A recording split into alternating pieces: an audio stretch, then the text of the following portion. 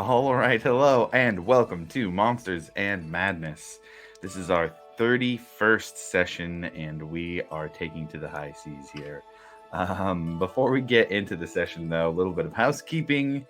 At the top here, we use music from a couple different places. Filmmusic.io is one of those places. Information down on the panels for each of those songs where you can follow the link to listen for yourself, get more information, or license for yourself. We also use music from Critical Role. The folks over there let live streamers like us use their fantastic music. So we do because it's great. Check out the info for the link, info for the albums. It's a link down in the panels there as well. Now, hopping over to Bastion's Watch. After heading out of Hope's Bastion with a bit of political concern, I guess is what we can lightly call it, the group headed towards Icehaven and the ship of Grimm to see if they could make an escape and get somewhere that would be safe for now while they gathered whatever they could to try and figure out what their next steps would be. It was quickly found that the last song was not the only ship that was familiar at the docks there, as Breck recognized his former ship, the Alcantara, one that was believed to be sunk to the bottom of the ocean, his brother's ship, the one that he was the captain of, and died defending. The group teamed up with the last song and the relentless Captain Nora Loom and stormed the ship, taking quite a few hits on the way. Some people got hit with some cannonballs, and it was quite painful. However, the crew made it and was able to overcome the cursed crew of the Alcantara, and with a final blow from Breck and Grimm, the former first mate, now captain, who had turned the ship to whatever nefarious cause it was currently on, was killed and sent to the depths. After searching the ship, the now crew of the Alcantara, the members of Bastion's Watch, searched the ship, seeing what they could find, what was going on, what was being transported, and in the last moments of that search, found a hidden chamber put in the bottom of the ship, one that wasn't there in the original designs of the Alcantara, one that carried humanoid cargo, live cargo, in very squalid conditions that were meant, obviously, to keep these people down here, to keep them in chains, to make them whatever product it was that they were delivering. As everybody made their way back to the deck of the ship, that is where we will pick up. It's nighttime. The last song and the Alcantara both are pretty beat up, but after going and looking in the captain's chambers and reminiscing, Bastion's Watch, Captain Breck Deepdelver, what'd you guys like to do?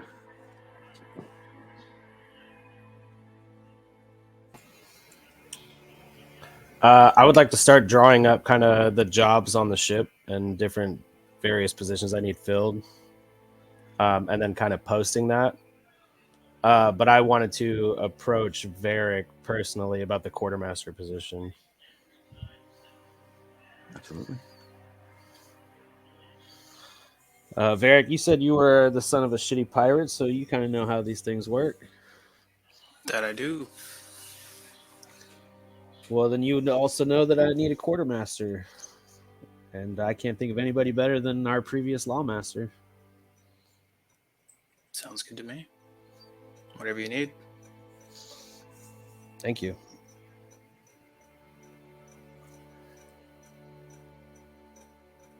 And then, yeah, I'm just going to kind of, go post that up. Okay. What, are you just like posting it on the mast and grabbing a dagger and just sticking it to the mast? Yep. Yeah, got it. Everybody sees this, yeah.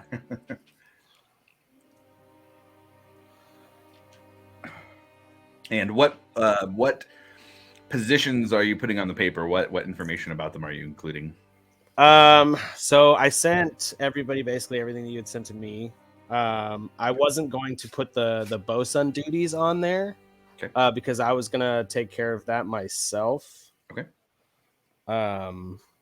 But yeah, just the carpenter duties, the master gunner, the navigator, And then yeah, that'd be just about it. Hey, Breck. You wouldn't actually happen to have navigator's tools on board the ship, would you? Were there navigator's tools in the captain's quarters? Do you mind if I go grab those real quick? Yeah, man, go for it. Sweet, man. I don't think I've ever seen them before. You go into the captain's quarters, familiar to you, and you had been in here with Breck before, and you have to look just very briefly, and you find a small box, and you open it up, and you see navigational tools.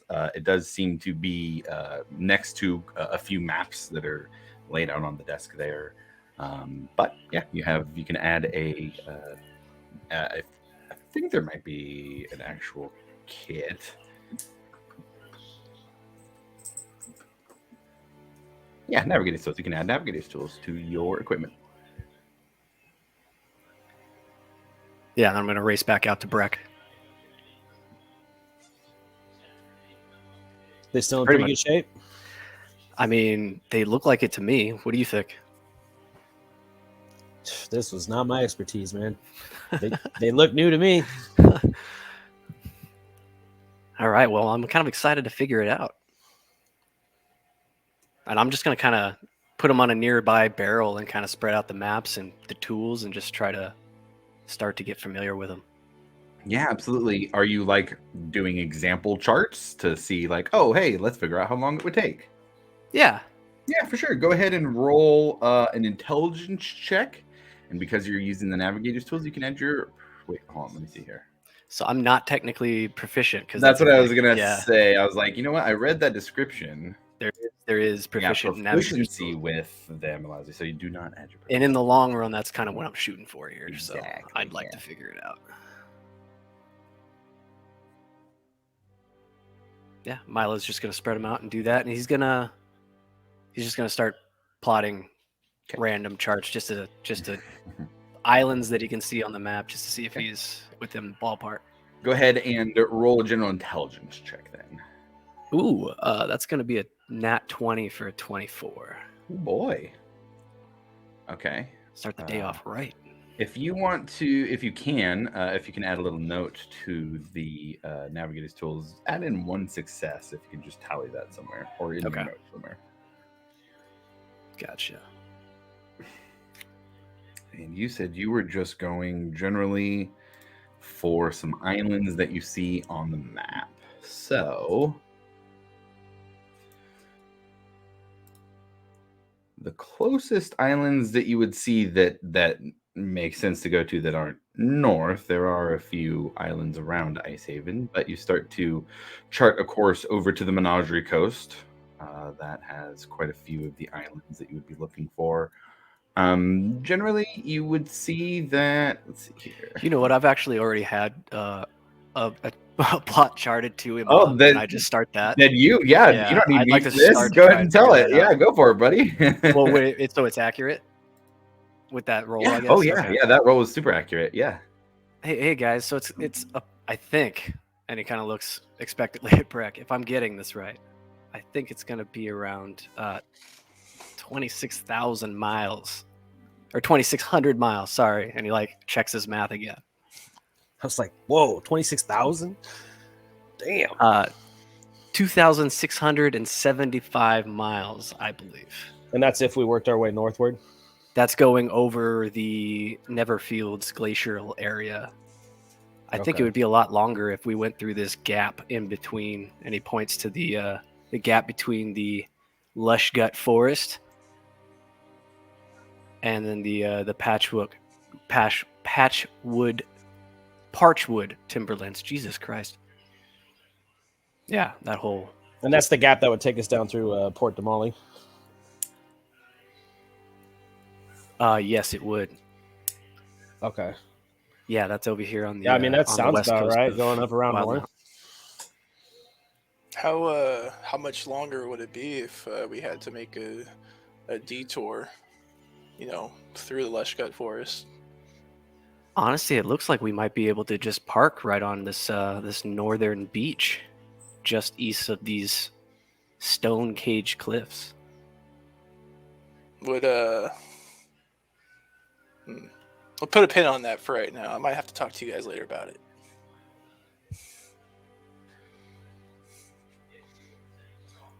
The lush gut forest? Is that what that was? Yeah. I might have something going on there. We could talk about it later, though. Okay. I mean, it's relatively close. Milo's enjoying himself.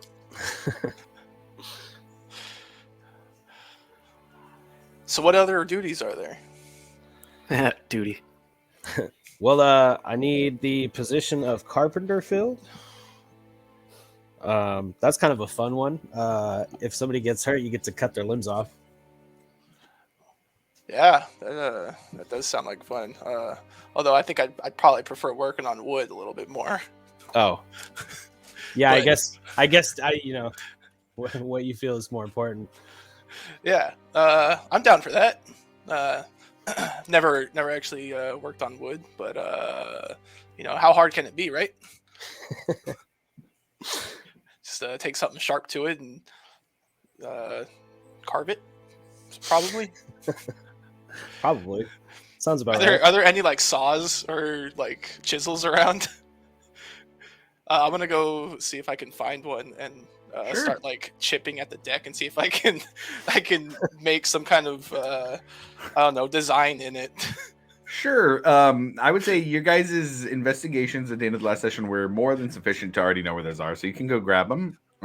Yeah, I'd say Breck, you see Rufus just kind of lean down and start chiseling away on the deck. Yeah, we're getting it, guys. This looks right? Like, Looks right to me, man. hey, you're the expert. As long as you say it looks right, I trust you. I'll keep doing this. That's how I'd use those tools. So what are you chiseling? I was kind of looking for like a railing or something. Oh, sure. Yeah. you can bring them, yeah. To like if something was kind of like after the battle has been kind of messed up, like Mhm. to kind of I don't know, return it to better shape, I guess. I see. Okay, yeah, there is definitely quite a bit of damage from the fighting that was going on. So there is some railing that has been beat up. There is like a section that's just gone completely. If it's jagged splinters at this point. If you were just trying to like chisel the splinters off, so there wasn't a sharp edge, and just like Yeah. round it off. Yeah, pretty much sure. that. Yeah, go ahead and roll me a dexterity check. All right, just dexterity. Just straight dexterity. All right. Oh, 17 plus 5. Yeah. 20. Yeah. It's no longer jagged, splintered wood. It is at least, if you rub your hands on it, you even round off the corners a little bit.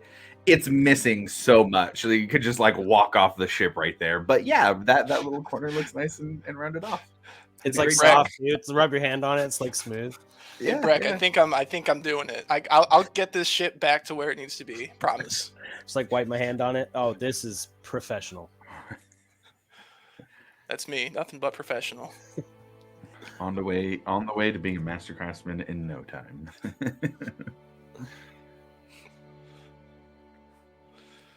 And then the last position I need filled is the master gunner. Just being in charge of the cannons.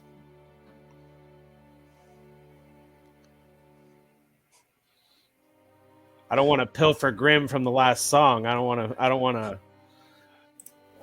So while Steal you all this away. discussion Yeah. is, so I figured I'd be. So right now I don't think Grim is anywhere near you guys. I think he's pretty much on the last song, making sure everything's good there. But whenever it comes down to it, Grim will go straight to Nora to talk to her about a bunch of stuff. But Grim at the moment is not in the immediate vicinity.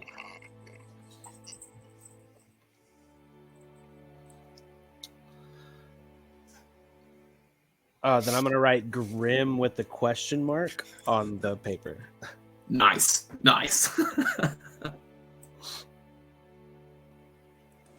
I could volunteer myself as the naval surgeon. Oh, Well, you've really taken away from Rufus's job there, though. I mean, he's carving. He's prepping the ship, and I'm making sure everyone's not hurt. I'm fine with sharing the duties, honestly. Okay, yeah, well, we can do it together. If he wants to take the dirty part of it, I'll take the less dirty part of it. Yeah, man, I'm all Man's, for that. Man's trying to get some blood. No.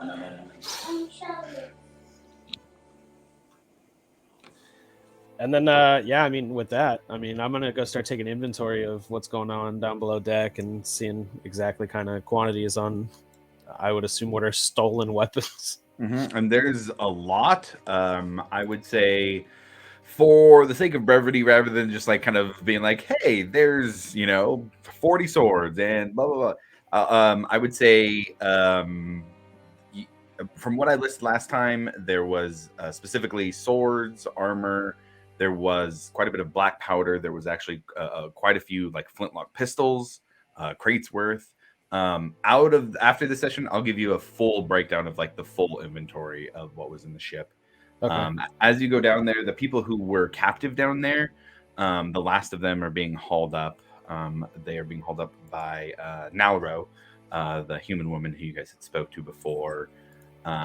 And she's just kind of very softly speaking to them. It looks like they had been eating for this whole time that you had found them until now.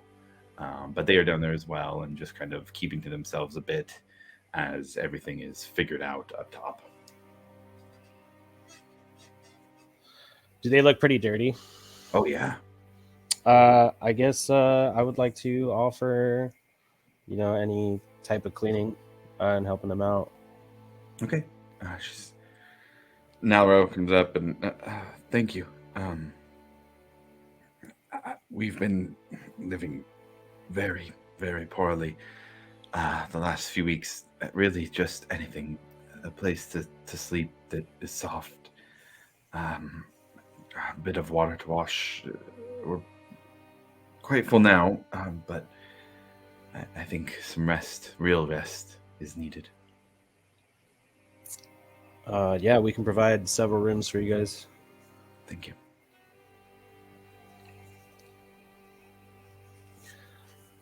And then, yeah, I'll escort them to the rooms and stuff. Okay. Yeah, easy enough. You just take them to the floor above where there are rooms and let them in. There's enough rooms on the ship. It's a large ship for each of them to have one. But you can see that Nalro takes... There was a young... really young, like 11-year-old girl. Nalro grabs her and takes her to the same room that she's staying in. Everybody else seems to take their own. And you look around, you see it was mostly humans. There are, let's see here, 2 human males. Look like they kind of have the typical complexion of somebody from the Menagerie Coast, late teens, early 20s. There is an older woman who looks a bit younger than Nalro, and then a half-orc woman as well. She looks like she's probably in her teenage years, and then the young girl, as well as a half-elf. You see some pointy ears as well. And they grab their rooms, and Nalro looks back to you as she heads into her room and just gives a very thankful-looking nod and heads into her room. Cool. Did we get from them where most of them are from? Yes, I would say we didn't actually play it out, but Nalro was from Port Damali. The half-elf was from outside of Port Damali. The half-orc woman, she was from Port Damali as well. The young girl was from Nicodranus. The woman who was close to Nalro's age and one of the human males were from Port Zune, and one of the teenage-looking males was from Palma Flora. Okay. Yeah, I'm just gonna kind of take note of where they're from and then just continue my walk around the ship. And you can trace the route of the Menagerie Coast based on where they were from. You can tell that the young girl was probably there the longest, and as they traveled up the coast, they added to this hold down in the bottom. Yeah, basically all their way to Ice Haven. Essentially. Yeah. Okay. Yeah, I'm just gonna continue my walk around the ship, just kind of, studying it, reminiscing, things like that. When you get to the front of the ship, right where the railing meets at the tip, The only thing in front of it is kind of that the long. God, I don't know the technical term, but that long pointy thing at the end of the ship. It's the real way to say it, or rather, I don't know the real way to say it. But on the front of the ship, the last point where you can look out on the railing, you do see something that's on that. It looks to be kind of wedged into the railing that was not there even just a few minutes ago.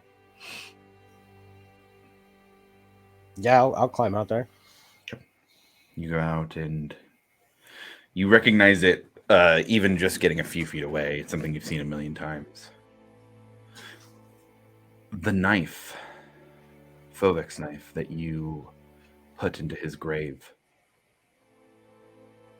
here on the deck of the ship, wrapped in vines, almost as if the knife itself is rooted into the ship, and out of the handle is blooming a large pink flower. And as you look at it, you feel the warmth and comfort of the Wild Mother.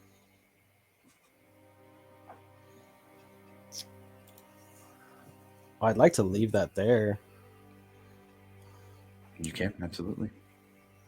Yeah, I'll just leave that there. And just kind of admire it. Just sit out and stare at it. It feels... You get the sense of the last shrine to the Wild Mother you had visited in the Velven Thicket. And you feel as if you're looking at a shrine like that, something that is a testament to the power of the Wild Mother. Something magical in and of itself. I'm gonna then put some of my fresh water from my water on it. Okay. You do, and as you do, it just kind of, just ever so slightly, the roots seem to dig deeper into the ship.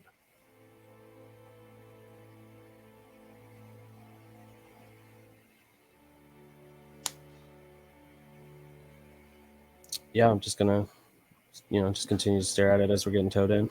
Yeah, absolutely. Varric would like to go down into the hold and look around and see if I can find a forgery kit. Oh, sure. Go ahead and roll an investigation check. Because there wasn't something specifically found, I think, the day before, or the session. 23. Yeah, that's fine. I would say there are a total of 3 forgery kits that you find in the lower hold. The ship was stacked. Like, it has goods on here. Like, there is just in Breck's. I would say, Breck, you would have made kind of a little bit of an assessment. There's thousands, if not tens of thousands of gold worth of stuff on this ship. Yeah, I'm going to take one of those and I'm going to search for Milo. I would say, unless Milo's trying to hide, you find him pretty easy. It's not a super huge ship. All right, Varric, what you need, man? So, I had an idea. Okay. Do you think you would be able to replicate something or forge something, writing? Ooh. I'm interested to try, at least. Because What do you have in mind? I found one of these downstairs, and I'll hand you the forgery kit. Alright, So, I don't think I have to tell you that our lives have been kind of turned upside down. Oh, yeah, man. I feel super exposed. Yeah. Not too happy how we got played like that. Yeah, there's a little bit of anger there, and I feel foolish myself to find out it's been going on as long as it was. Yeah. So, this idea. Turns out when I was speaking to Let me find his name real quick. What was Zula's name again? Or Zula's dad's name? Petrov. Petrov. Ooh, That's there it. we go. When I was speaking to Petrov, I got him to do a little letter for me, and he also signed it. Can I That look for the big. signature on the letters that he gave me? And like that- assess how hard it would be to just right off the immediately think about trying to draw that. Hmm. And then sorry, I'm focused again, Varric. No, do your Continue. thing. I get lost in this sometimes. So, my idea is, since they caused us a little chaos, to attempt to cause them some as well. Okay, so that sounds very interesting. And I've already sent you what I would have written down.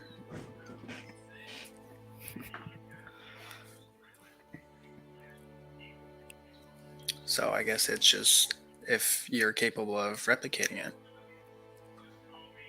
How many do you think we need? What are the big cities do you think you want to go to? That's the thing. I don't know how I would distribute. Logistics are a little bit weird, yeah. Yeah. DM, what's the mail system looking like? On the ocean? What mail system? Hey, is that about maybe a we'll be in New Haven or Ice Ice Haven. Haven? Oh, Ice Haven that's system. fair.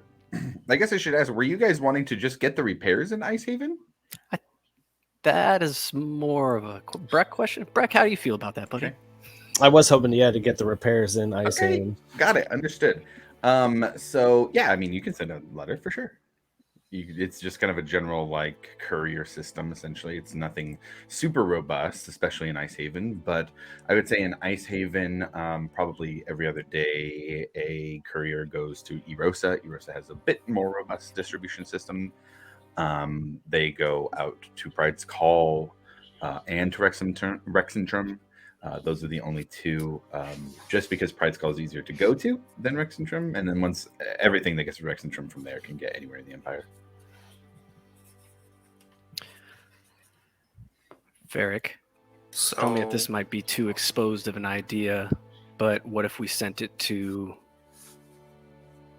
maybe some of the people like my mother to distribute, or Silver Quill, or maybe anybody that we might know that we can trust, and maybe they can do it for us?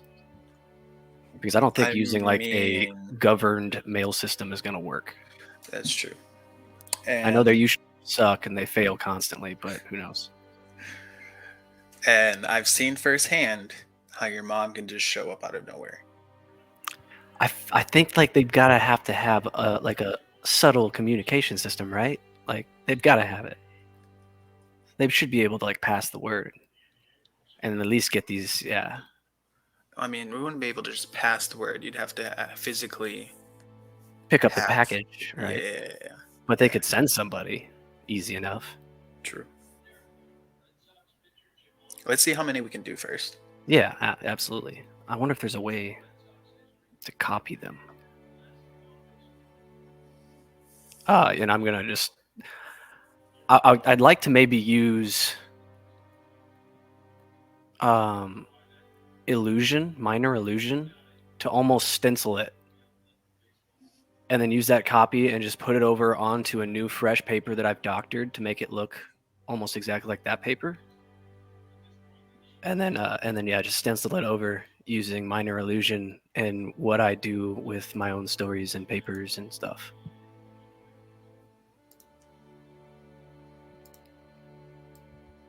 And I'll throw But out first, some I would need to backwards. make a copy. I have the copy, but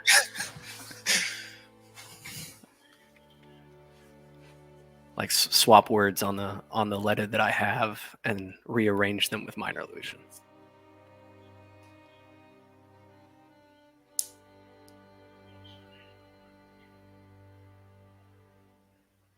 This is for the DM, right? Oh yeah, that's absolutely for the I'm DM. sorry. Can you repeat that? I thought he was like looking something up. So with the letters that we have, I'd like to like gather the words that are on that and make Okay. perfect copies of those words using minor illusion, and then just kind of reassemble them to pretty much stencil a letter of my creation onto a new piece of paper that I've doctored to look. Yeah. That at least So give me if like, you're doing advantage. it that way and using that minor illusion, I wouldn't say it would give you advantage necessarily, but I'd say you can choose between your dexterity or your intelligence modifier on the roll to see if it's successful. Okay.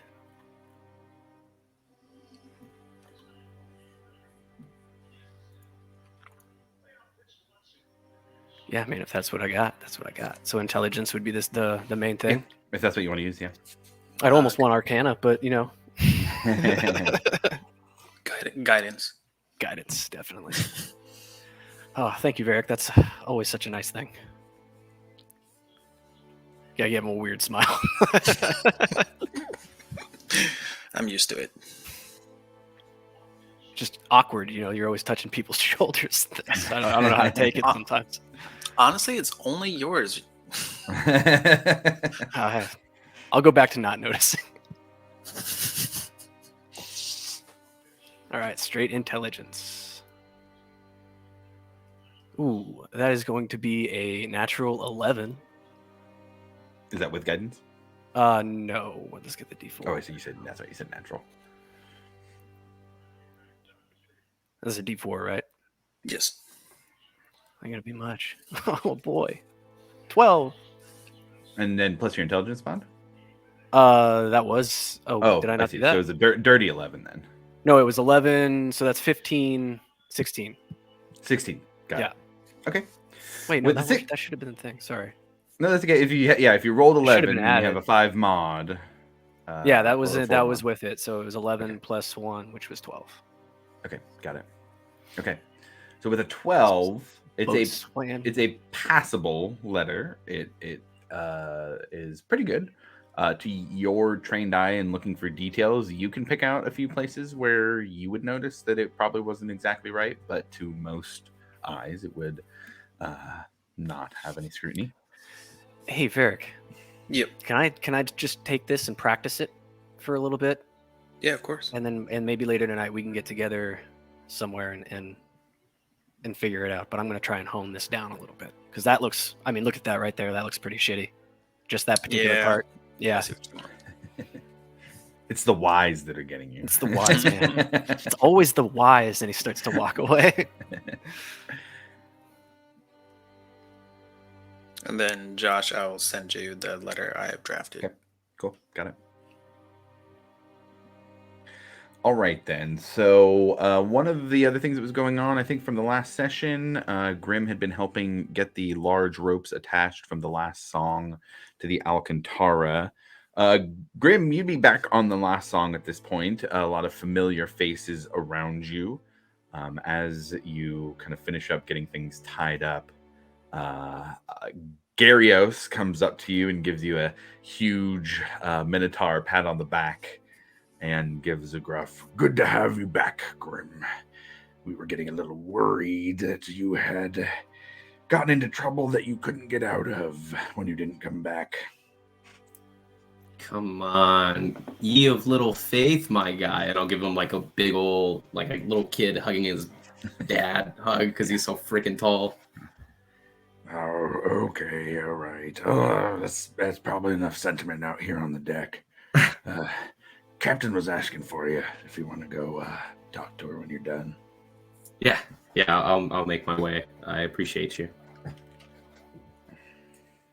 And he starts yelling off some orders and says, "Mumblefoot, get back to work. I don't care if you're drunk. Go!" As you hear heading to the captain's quarters. Doors cracked when you get there, if you want to go in. And when you do, you see Captain Nora Loom looking oddly conflicted, given the situation that has just happened. But there is a seat already pulled out for you that she gestures to. Drink is poured and ready to go. I'll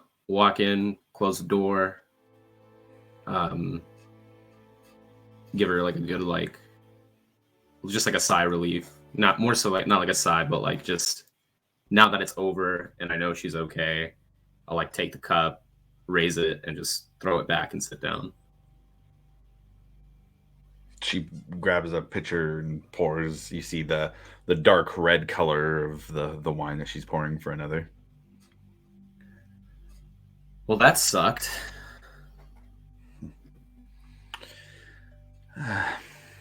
It did.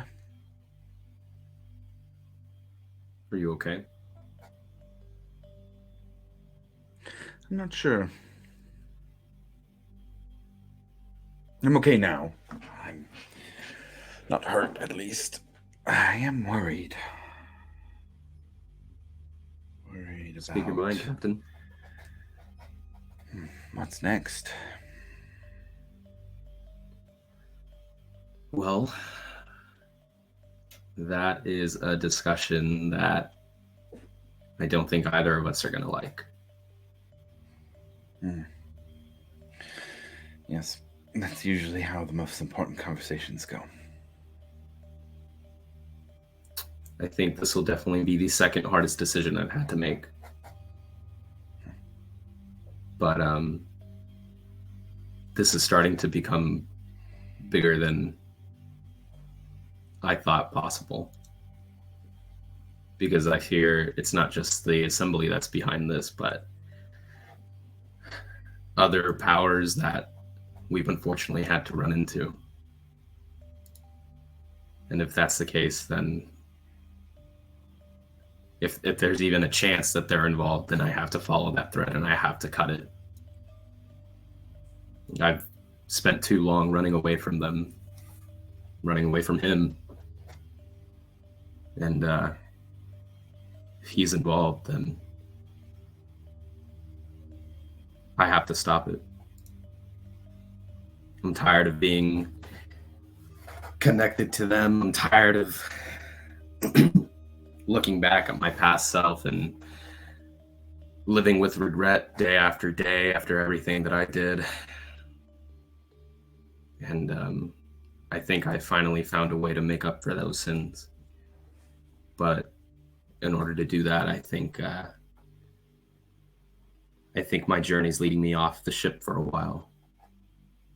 But I can't just leave without your blessing. And I also can't leave without making sure you're okay. I know you've done this a lot. You've done this over and over. This is what you're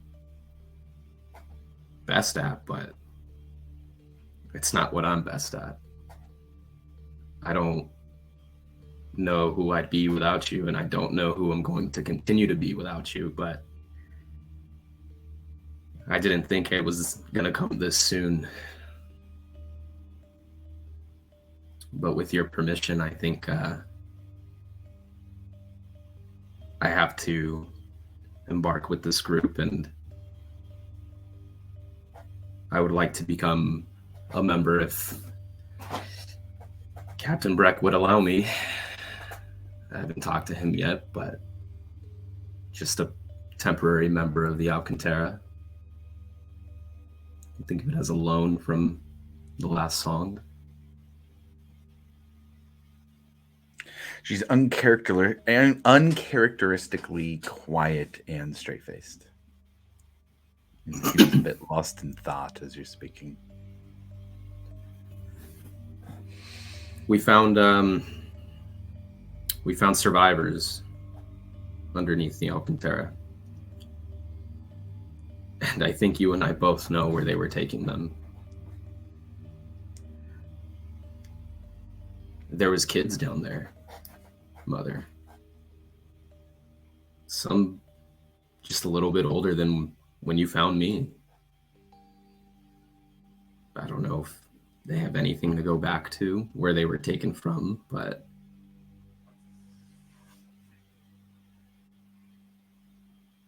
I just can't help but see myself when I look at them.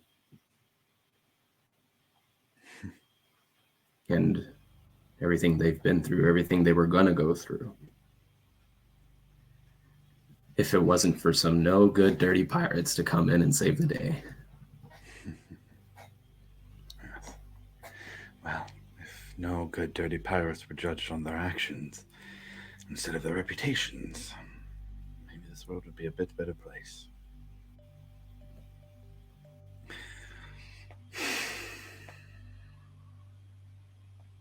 You seem burdened by this responsibility that you have discovered. A self-imposed responsibility, I see, but one that burdens you, one that you feel compelled to, no? I think I've gone through life more so recently over the time here under your guidance and your teachings, and everyone else is on the ship, and I found a family that I didn't think I'd ever have. I found a family that I was told that I never had. And it's one of the hardest decisions to leave that because, I mean, I don't want to, but I have to. I have to see where this road goes. I have to see for myself, and they need help. She leans forward and grabs her drink. Drinks it all the way back. Pours herself another. And takes that down too.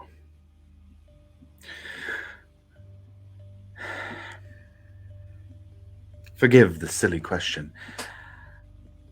I find my mind racing with thoughts that aren't normal thoughts to me. Do you feel that they have a sense of destiny about them, my boy?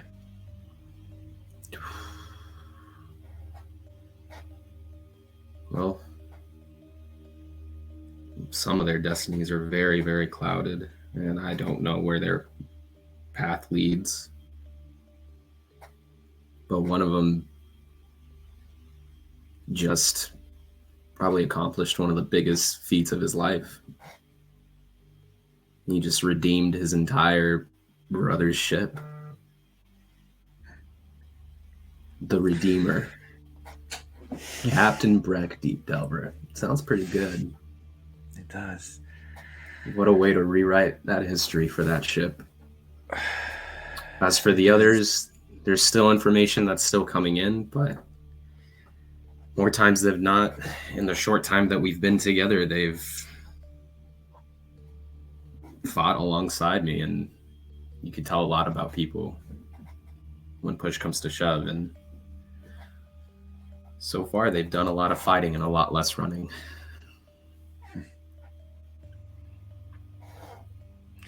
You know, it's odd. I expected a normal experience this evening. Sure, it might have been difficult. Sure, we might have lost some of the crew, but it was not something I expected to turn so different. There were things watching that battle, Grim. Things that were beyond us. The things that are using that group and those who are fighting against them both.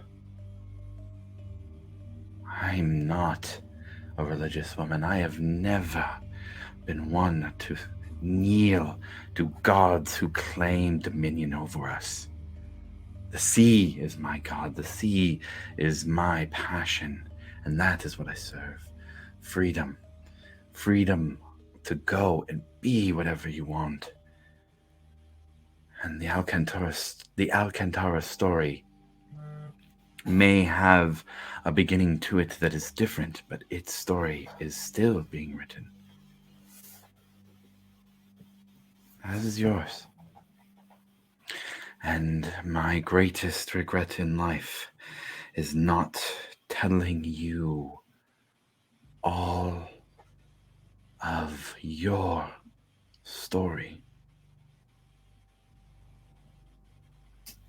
What do you remember of the night we found you?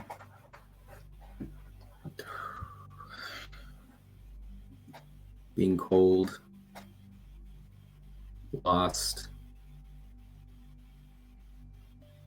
just flashes of light.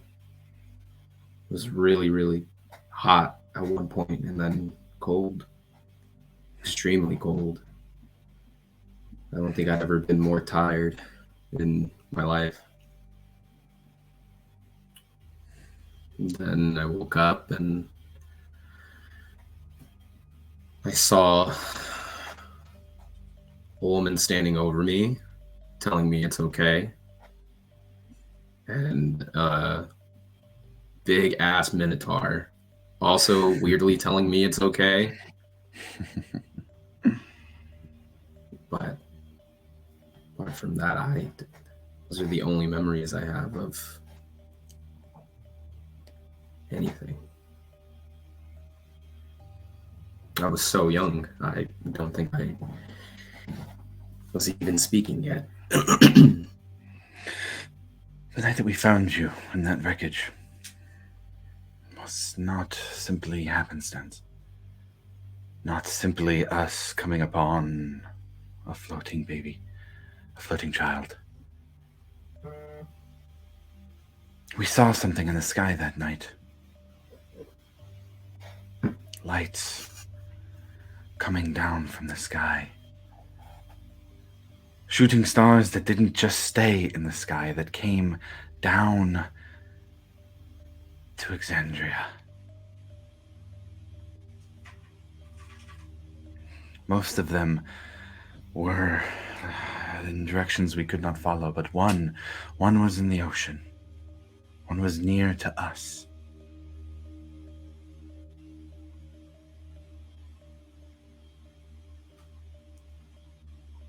I don't know what it means, and I don't know if you were on the ship and before, and this is what killed it, destroyed it, and killed the others on board. I don't know, but I was afraid of whatever it was. And I was afraid that that knowledge would create a need in you to seek it out. And seeing the things that were happening in that fight, seeing you fight along those who are being watched by the gods, I knew that I had failed. But the thing most important to you, I have kept from you, my son.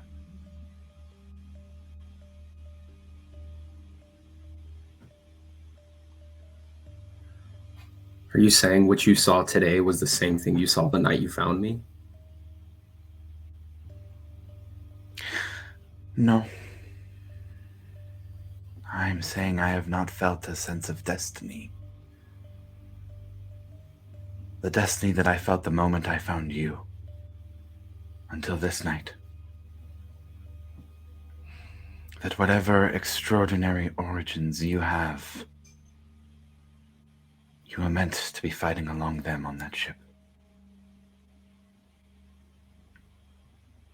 You don't need my permission, Grim. If you want it, it's yours. But you've never needed it.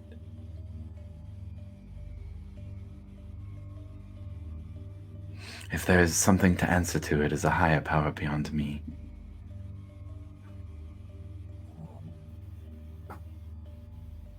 I am sorry, Grim. And she pulls out something on a small chain and hands it over. This is yours. And it looks like a necklace.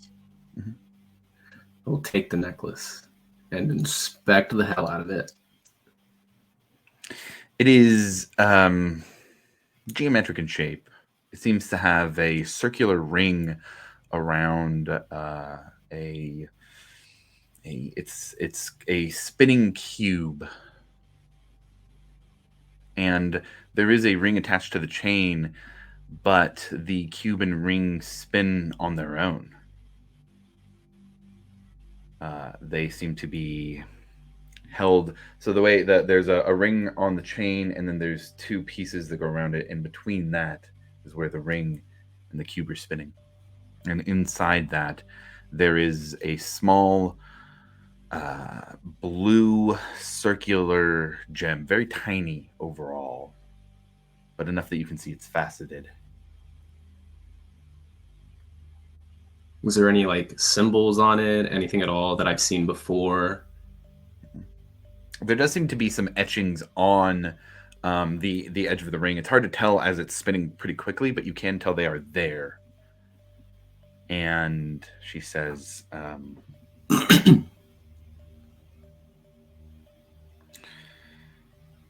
that has not stopped moving at the same speed it is rotating at from the moment I found you. I've had the most powerful practitioners of magic I can find try and figure out what it is, and none can. It's yours, and I stole it from you. You know, And for good that, dirty I'm pirate. sorry.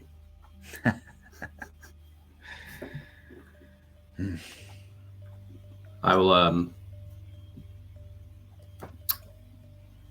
I'll put the necklace on, and then I'll go up to her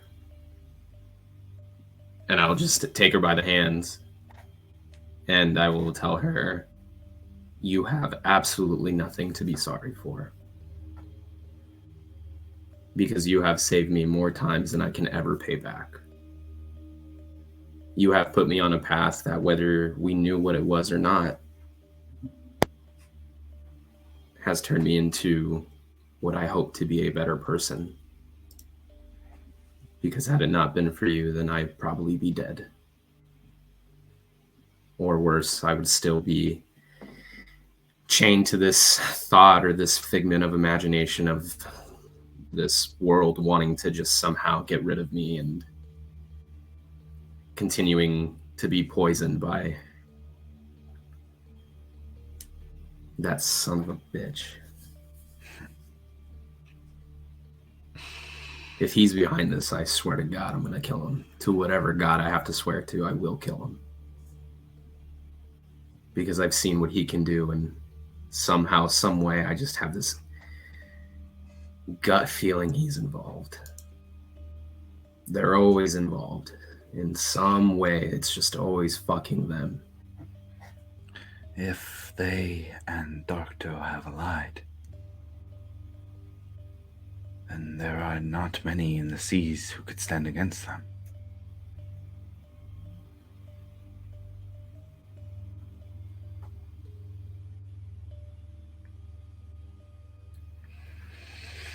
Destiny swirls around you, Grim. And she kind of had her head down while you were talking, and now that she speaks again, you can see that a tear has fallen down her cheek. And she kind of wipes it off, and you see her snap to a little bit. More normal now, and putting on the air of the pirate captain. Well, I think we should make this official then, Grim, I order you into the service of the Alcantara to keep an eye on the militaristic and oppressive Captain Deep Delver, to make sure that the last song stays safe and in his good graces by serving as an ambassador.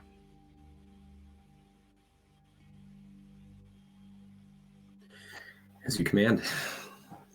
I shall see it done.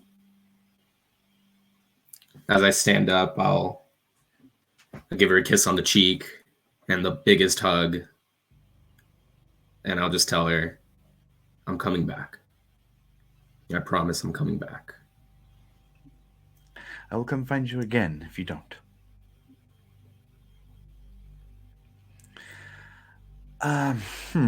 About these repairs, we just had a large ship battle outside of a Dwendalian port. I've got 3 days out, a place that we can stop from the northern end of the coast. It's not on any official maps, but if we want to limp for 3 days, we can at least have a discreet place to make the repairs while we wait. Yeah, I mean, if you want to get together with the captain of the Alcantara, you can see what the best course of action is for both of you. Seems I a good might- first official duty for the new ambassador, no? Oh, sure. Yeah, you're right. On that, super hyped to be the ambassador for the last song and the Alcantara. Super pumped about it. I might need a steel crew member or two. Oh boy. Or, just borrow. And who exactly were you looking to take? Well, Morgana would be a good fit. Somebody that I trust, someone that I've been around since I came on the ship. And she's another trusted fighter.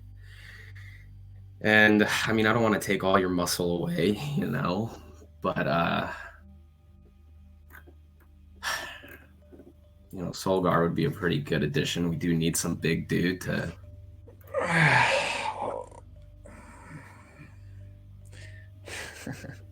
If you can convince Garios to do all the heavy lifting, then you can have Solgon too. Morgana has been growing quite bored, if I do say so myself. She'll like the adventure, I'm sure. Stop her from flirting with them, if possible. She's been a bit wild lately. No promises, but I'll do my best. All right. You can have your crew members. If anything, it is an investment to keep you safe. If you need, you have important things to do, we can take on those who were interred in the Alcantara and return them to their home, or if they choose, give them a new one. Sounds like a plan. I will go ahead and see what I can do, what adjustments I can make, and what plans we could come up with. Do you mind handing over just a brief map or something of the route that you plan on taking for the limp, just in case, so I can show Captain?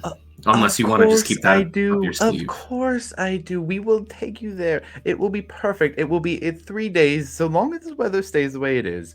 I will absolutely not give him a map with that. But if that's what he needs, he can come speak with me. Perfect. I'm sure we have time, so I will get with the captain and rendezvous as quickly as I can.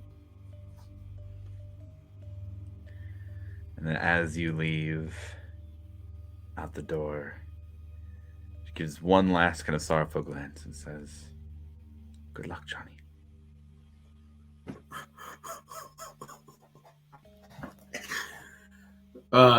I'll just nod, close the door, make my way to Breck, and I'm just gonna keep on trucking. Okay.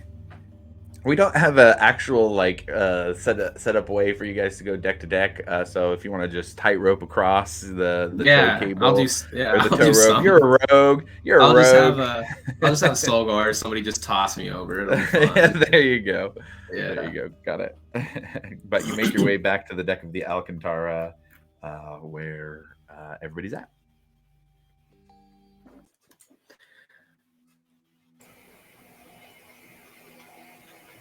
Season's greetings, friends. It's good to have you back, Graham. It's good to be back. It's really good to be back. So I know there's a lot going on, and we have a pretty far journey to go on. So I talked to Captain Loom, and I guess for starters, Captain, with your permission, I would love to become, if you need any help at all, just an additional member of your crew.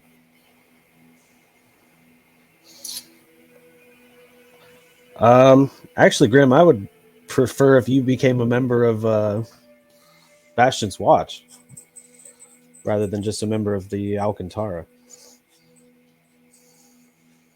I think I could do that.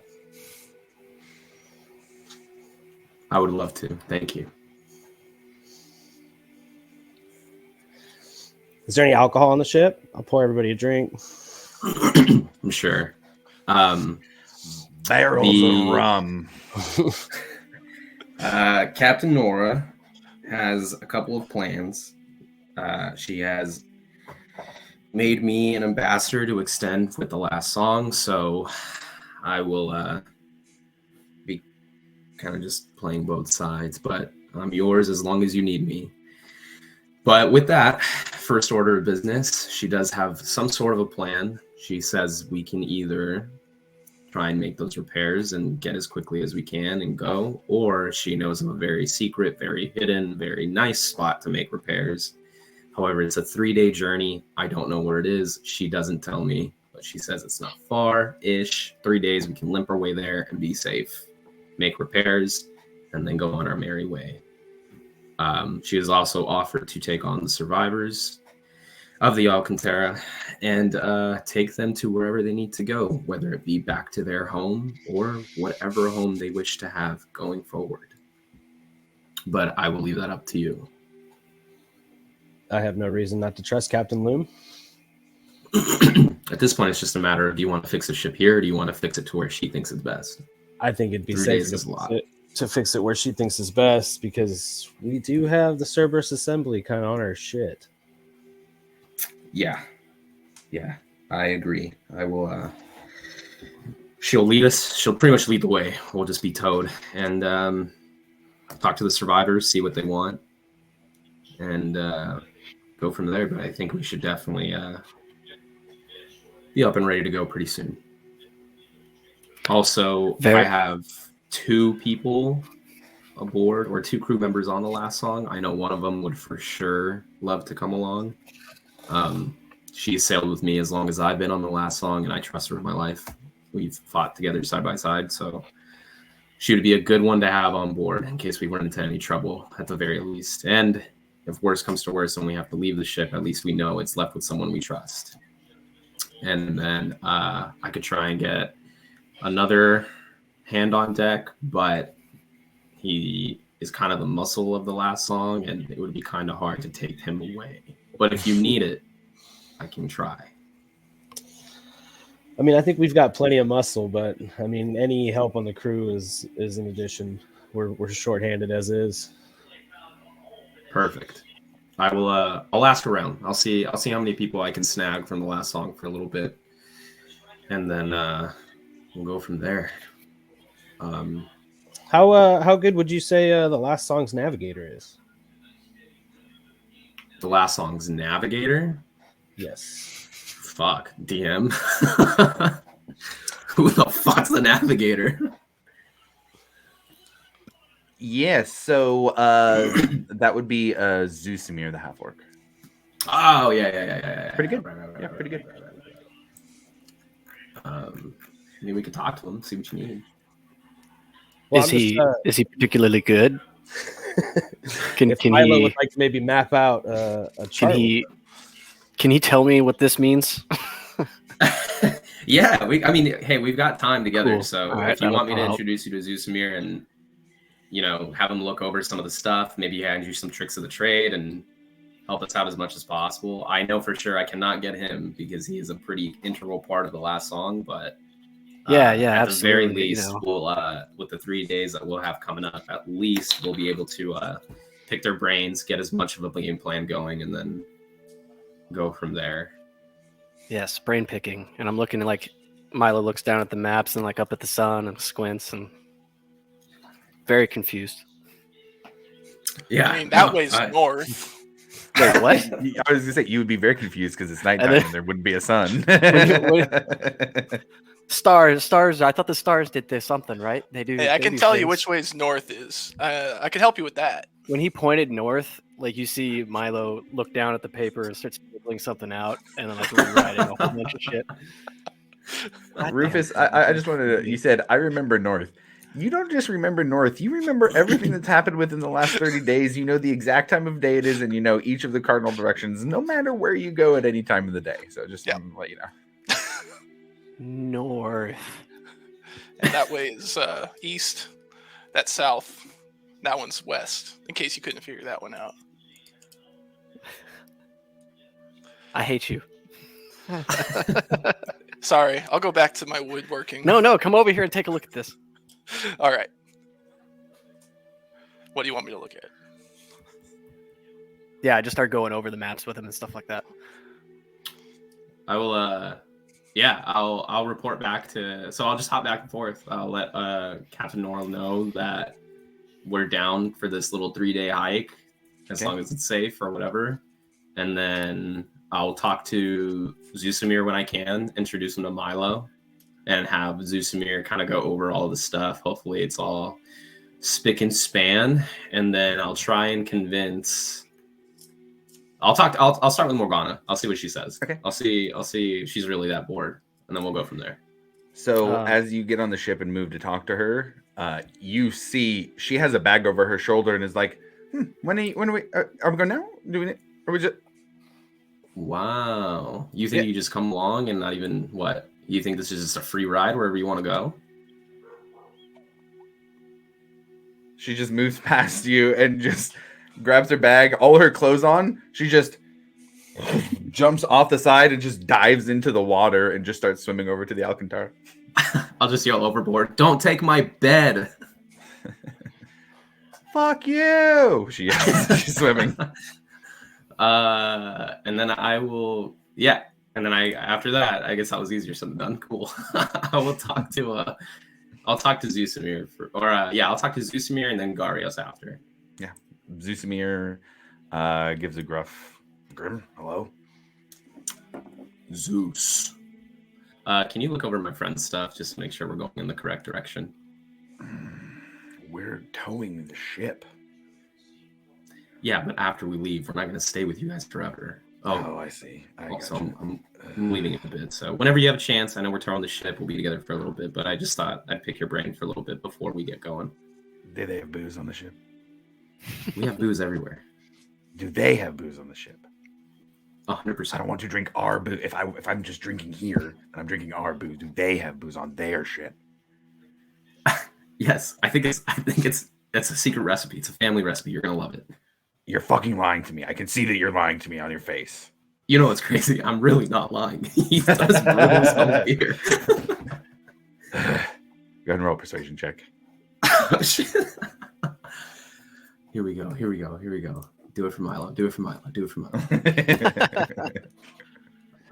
Persuade. That is a 16.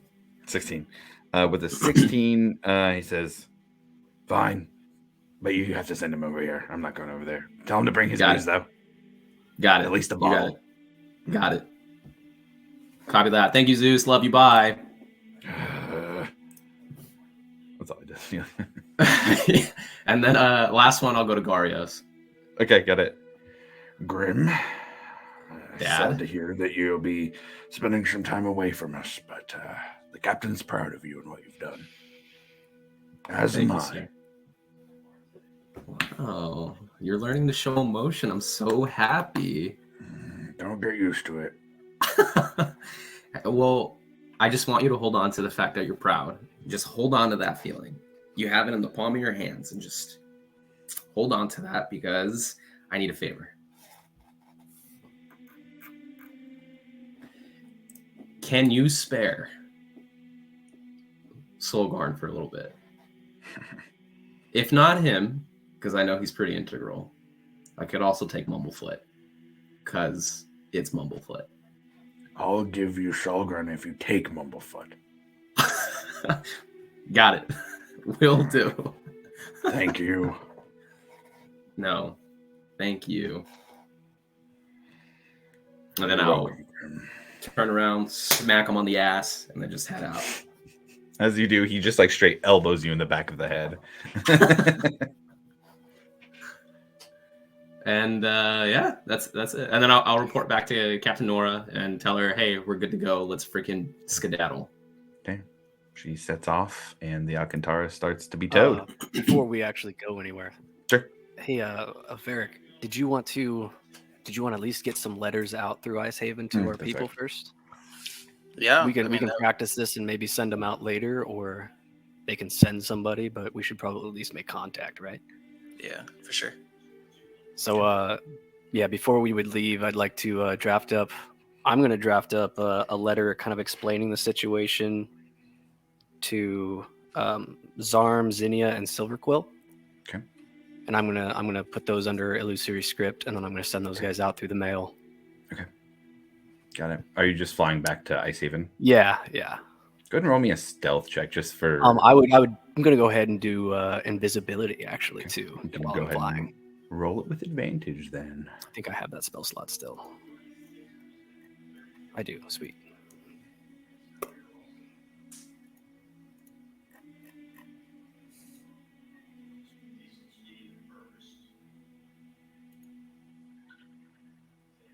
Uh, 16. 16. Okay, got it.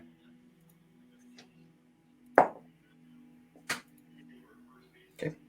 You go and drop off the letters. Simple wooden Dropbox system.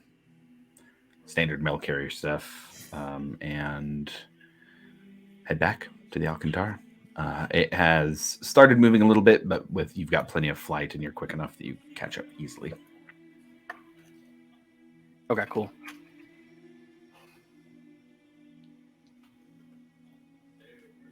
All I right. kind of like Mhm.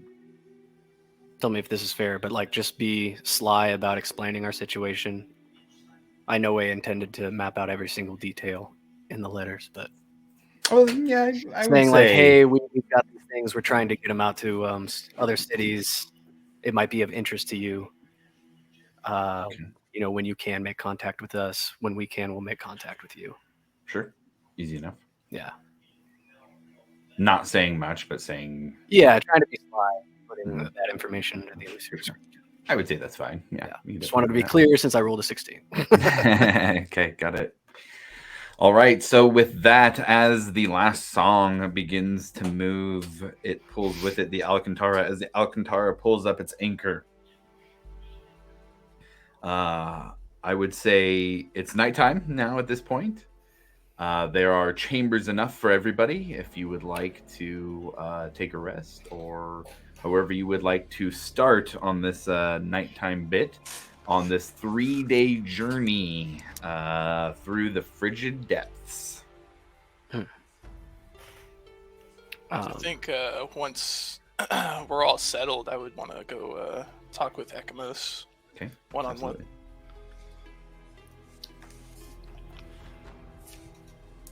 What's up, dude? Hey, said something that I wanted to talk to you about. So before we got here to Icehaven, and we left all the gnomes, one of them pulled me aside and he told me about a place in Lushgut, in the Lushgut Forest.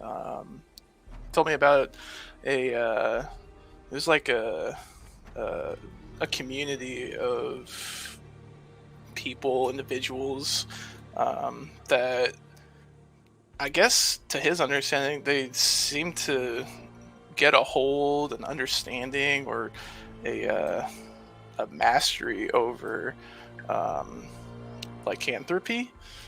And it seemed like something that interested me. And I mean, it might be dangerous to bring everybody there, but if they could help me out with this, and whether it be completely remove it or help me get a better hold on it, I think it would help in the long run, regardless of if it's out of the way or dangerous. I wanted to run it by you, think maybe if it's a good idea to let everybody know all of that information, or if maybe I should keep some of those things, close to my chest. Yeah, I mean, I for sure want to see you get better, and I'm sure the rest of the group does. So, I mean, that's up to you if you want to let everybody else know. If not, then me and you can take this on. Yeah, it's kind of like your call. Just wherever you do, I'm gonna be right there behind you. All right. Well, I think after we get the boat fixed, I think I might let everybody know Okay. once we Yeah. finish with that.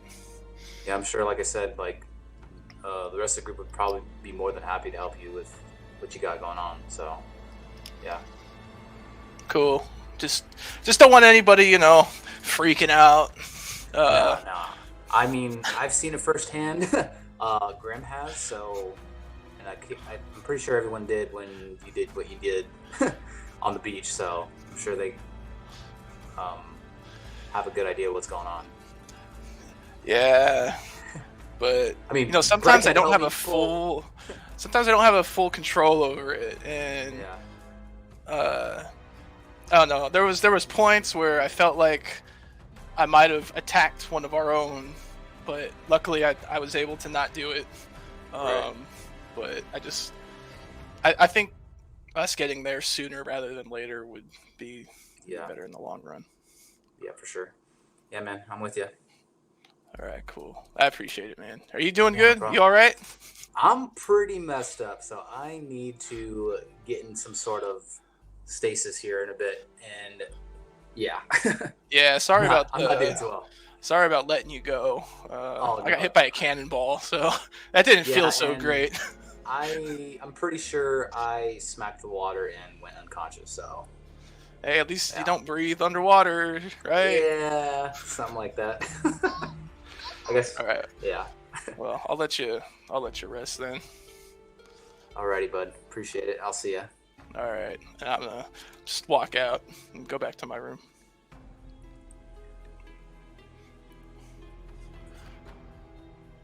Anybody else? Yeah. Mhm. I think Milo is going to kind of just go over the basics of nav with old boy from the other boat.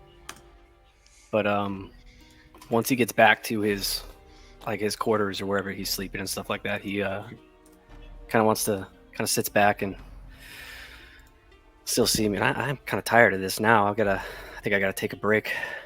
Would you be? You wanna take a crack at maybe those ideas we had earlier? And he kind of like pulls open the spell book and starts kind of writing down the ideas for spells that he's had. I've been thinking perhaps you could add a little bit of variability to it if you name out the specific direction to or from when placing it. And that could actually toggle the spell later, right? Do you think? It's good. If channeled correctly. Yeah, let's do that. Okay. You would Makes the need to, additions. and she says, "Oh, you need these runes," and kind of goes over a few to add to the arcane notes for it. Yeah, that looks pretty good. I like that. In theory, right? I mean, it's not going to explode in my face, is it? Well, I mean, unless you want it to explode in your face. No, Silcine, that's not what I would like. We've been over this. That's bad. I think it's debatable. I mean, if it explodes in specific locations, then we have an argument. Wait, what are we even talking? We're not trying to make it explode. Well, I'm just saying we could if we wanted to. And as you guys are having this conversation, your consciousness almost seems to expand out a bit. It feels like you are aware of a bit more of the room in this moment, in this odd, both physical and mental way. What is that? That feels weird. What is that? It's don't know. tingly. What were you? Let's go back to what you were saying there. We were both thinking about the spell, thinking of it in the same way. Well, we were talking about explosions, but I think you're missing the point.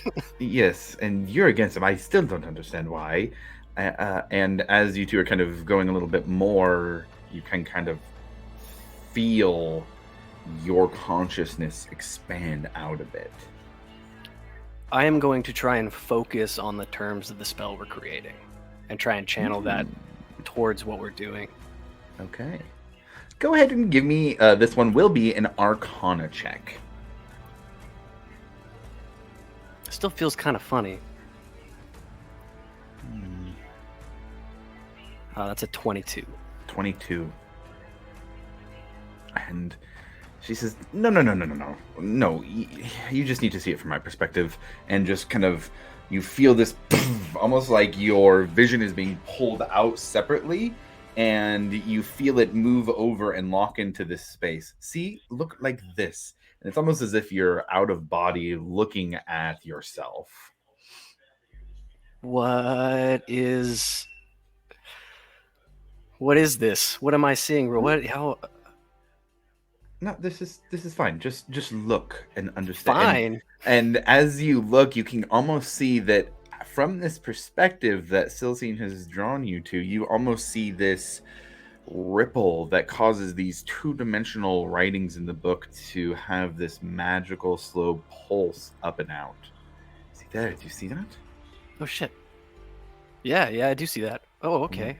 When you set it in the spell, that is what you use. You must use the correct pulse. In the casting of the spell, you wait for either this one, and then it pulses again with a slightly just different tinge of light, of color, I mean, and that one. And if you set it to either of those, there you go.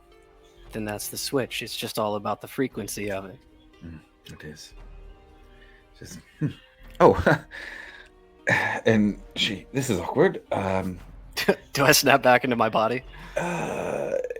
If do you think back into your body? Like what? Are No, your I think I thoughts? would be lost in what's happening on the. Yeah. No, then you Search. kind of have, or I guess I should say, you can hear and see. You have dark vision with a range of 60 feet.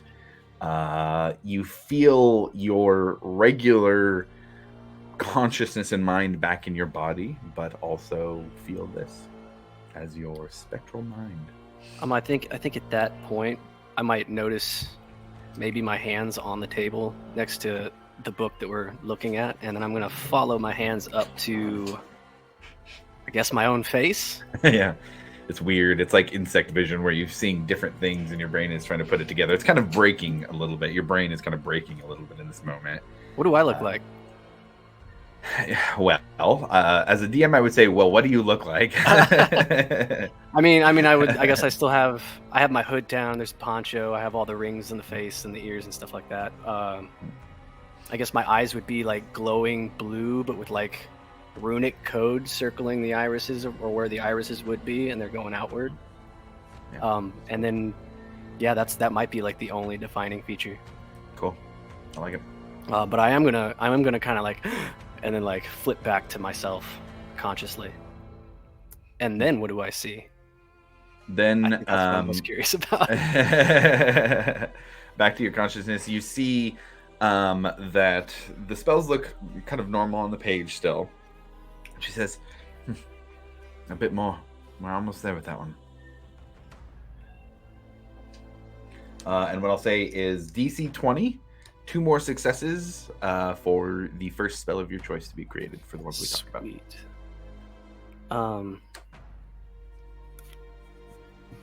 Just out of curiosity, I'm gonna kind of look up to where I was looking from that perspective. Uh-huh. Is there anything there? Not And I'd like to cast Manifest Mind if I can. There you go. There we go. Absolutely. You do so. And Just feel that, like the hairs on the back of my neck kind of charging this, and like, what was that? And I kind of just push whatever energy that might be into that location. Mhm. And it's almost like pushing Silcine in that direction mentally. and you see, and for the briefest flash, I'm gonna change the vibe a little bit here for this.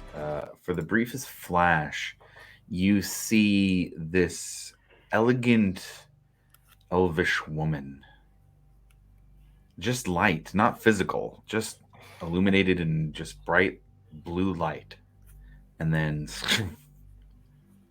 it kind of collapses in on itself to look like a spell book. And, well, for flavor's sake, what would it look like for you?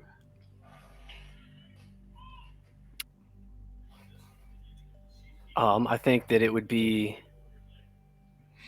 I think I would like to like add the little code almost. I mean, it's Cortana if we're being serious. Hey, it is what it is, man. Yeah, and then if she busts into this little tiny book that's like super bright, almost like the book's like nice and tiny, but And the page was be covered in the same types of runes, but you guys can see that it's a outline of a leather-bound book.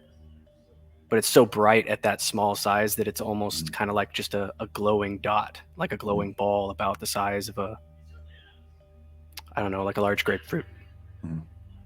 It sheds light in a 10-foot radius. Like an inch by inch little book. She says, "Well, this is interesting. I think we did something." I can see you, and that's kind of a new experience for me. I'm not sure. I mean, this is awesome, but like, what's happening right now? I'm not quite sure. Perhaps we can explore and figure it out together. Oh man, it has been nothing but good things since meeting you, Silsine, and I am excited just to say the least. And you sense just a second of hesitation, and she says, "As am I. I don't. As do I. I am exhausted.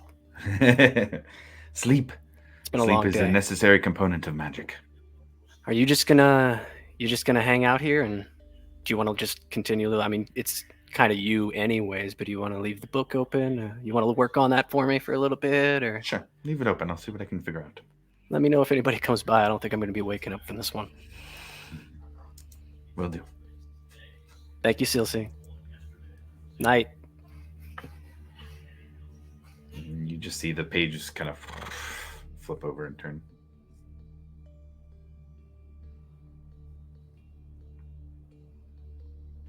Okay.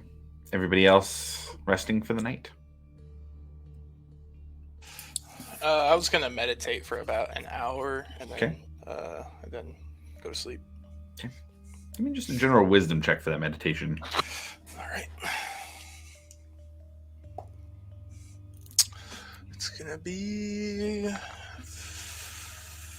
15. 15, pretty good. You think back to the events of the evening, reflecting on what you did, the transformations that took place there, how that affected things, how you felt.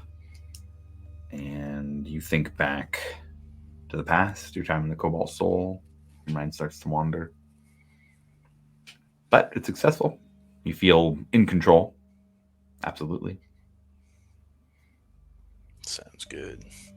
After that, just gonna go to sleep. That you do.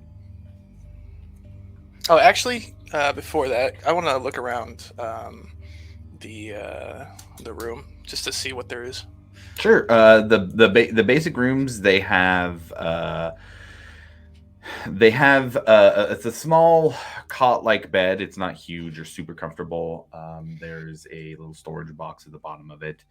There's a shelf that's built into the side of it. It's curved walls, kind of in the ship there. But there's a shelf that's built into it with a little stool that you can sit on. More functional than anything. There's not a ton of decoration or anything. But beyond that, let me see. I would say there is also a couple of hooks that are from one corner off to a distant spot on the wall. And in that storage box, there's like a hammock that you could hang up if you want to do a hammock instead of the bed. But besides that, yeah, pretty plain. The door that's on that's in the room, does it open into the room or out? It would open into the room. Okay, when I close the door, I'm gonna use my my immovable rod and Okay. put it up against the door, Sure. Yeah, no problem. You can definitely do that. and then set up the hammock and sleep in the Okay. hammock. Hammock it is.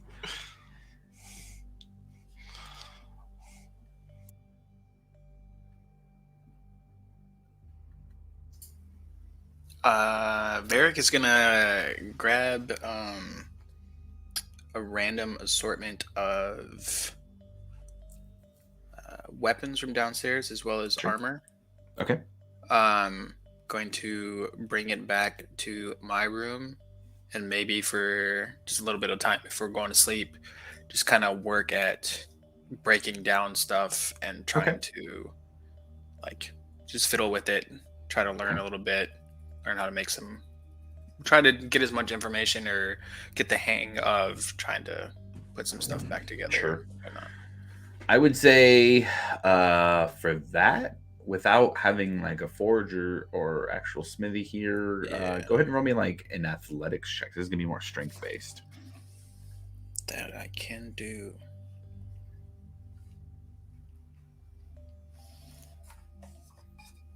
Uh, 15.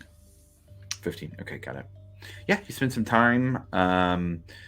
If you are looking to break down to some base material components, then we could just say that you have, I wouldn't say like full, like melted down ingots or anything, but you have some scrap metals and leathers and fasteners, things like that. Okay.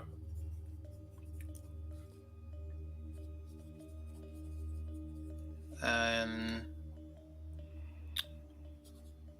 then I guess the last thing he would do before going to bed would be some sort of prayer or like a coming to Pelor moment, I guess. Okay. Go ahead and roll a religion check.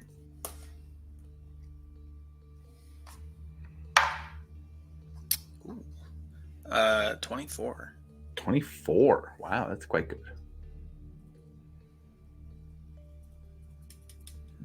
Which is it, a prayer or just trying to connect to Pelor?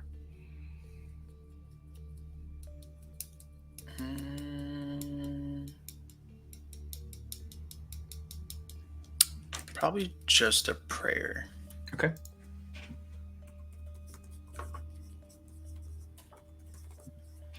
Mainly like focusing on the fact that I know being on this ship and what lies out there is kind of a danger, and just looking for some sort of protection or whatnot. With a 24, as you pray, you almost feel like you start to lose consciousness. Like your perspective is dark, but it almost feels like a deeper darkness just clouds the edge of your vision and takes over.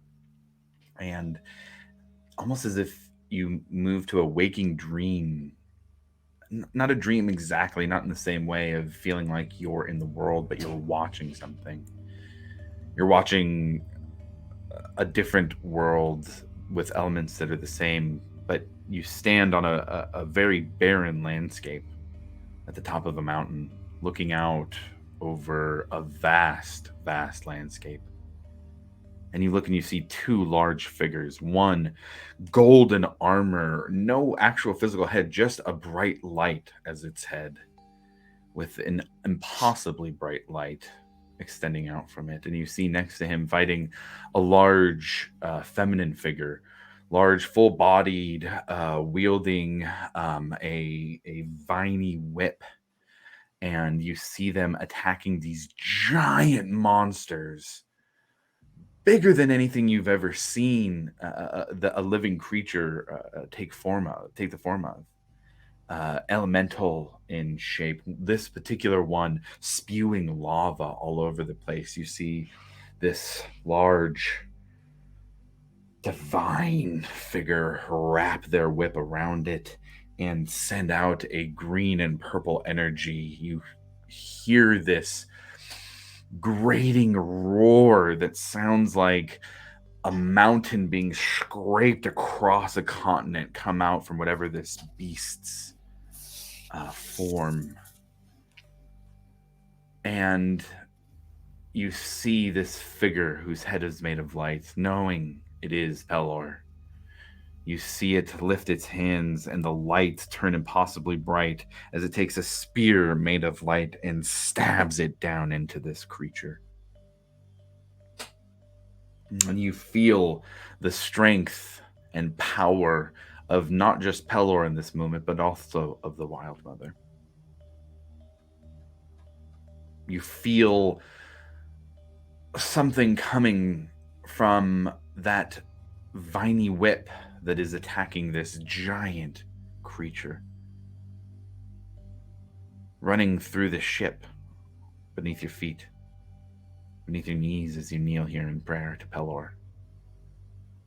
You feel it in the combination of the warmth that the physical and complete form of Pelor gives to you in this vision, in this memory of a time long past.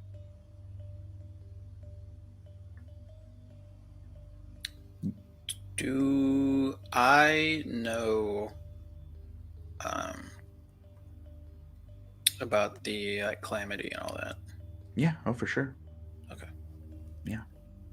Having studied Pelor, I would say even without having to roll for it, you know of the stories of the divine before the calamity in the past, before there were any humanoids or any creatures that exist in the way they do today, that both Pelor and Melora were two gods specifically who had fought off primordials. And that in both of them lies some of the greatest power of the Pantheon. And you feel safe, even though the sea is only a few feet away. Feeling as safe as I possibly can be. About. Go to sleep. Yeah. Granted enough safety to go to sleep at least. Yeah.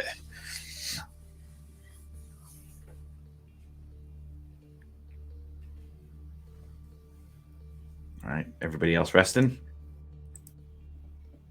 Yeah, I think I would just go straight to bed.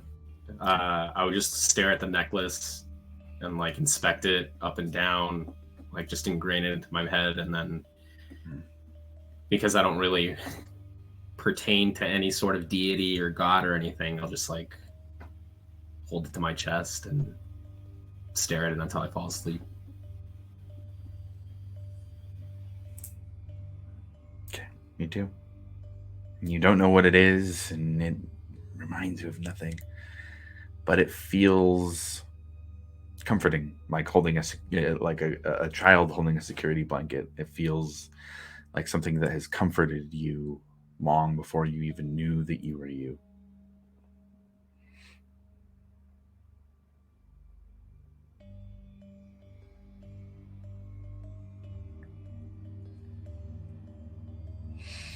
Breck, as you fall asleep, where are you sleeping? Do the captain's quarters have like a bedchamber? Mm-hmm. Oh, absolutely. I would like to set up my bedroll in there, but not sleep like in the bed. Okay, sure. You can do that. Absolutely. As you lay out your bedroll, you think back to the times you were in this chamber with your brother. And it's those fond memories that comfort you as you fall asleep. And as you do, you return again to the beach that has been in your dreams for some time. Although this time you now have it from the perspective of being on the ocean. Leaving the beach. On the Alcantara. And as you do, time and distance are both insignificant, and you see a variety of coastlines pass by you, almost as if you are speeding up and speeding up and speeding up and speeding up and going and seeing mountains and coasts and forests and ports and towns and more mountains and more trees, and then barren and mountains and more barren and desolate and uninviting. And it slows and slows until you come to a landscape with jagged, sharp rocks jutting out from everywhere that you can see. There's spaces that you can walk through on the ground, but it is a harsh-looking landscape. And you hear the voice of the Wild Mother in your head. You have been brought back to the sea, Breck. There is corruption in the oceans of Exandria. Dark entities move to gain power, to be released from their binds, and regain the positions they once held.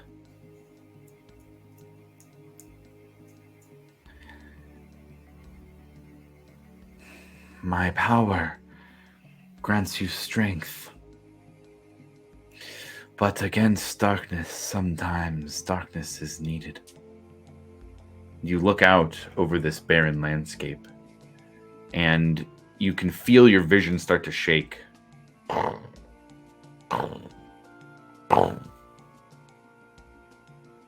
There are those who have turned away from evil. Those who know best how to fight its corruption.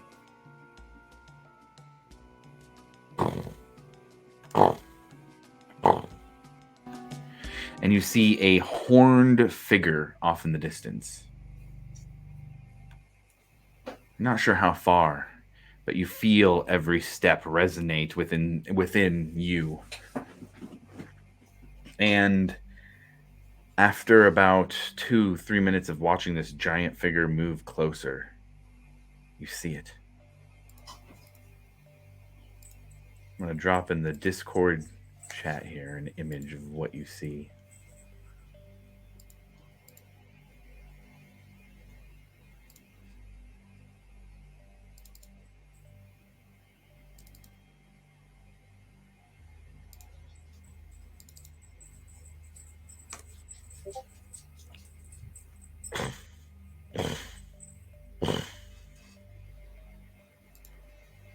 What do you ask of me, Wild Mother? I have need of one whose darkness fights darkness, who can use its powers to help clear the corruption that they have left.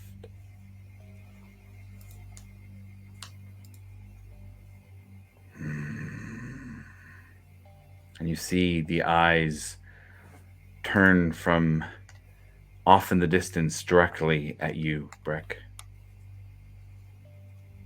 Are you worthy to wield the darkness?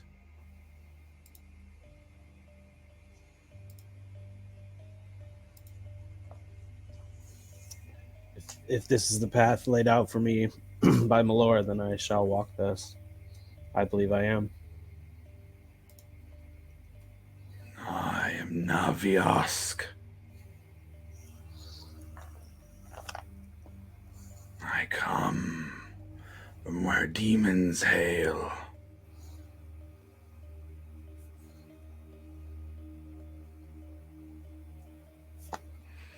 With my power, you can heal scarred lands.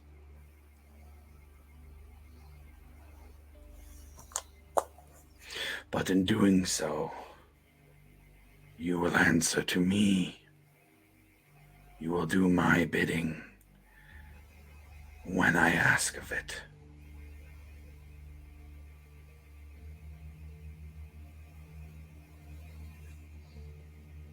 I accept.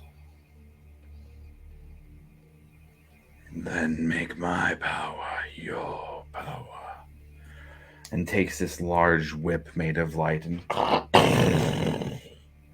it lands in the ground, kind of as like a bolt of energy tethered to the ground in front of you.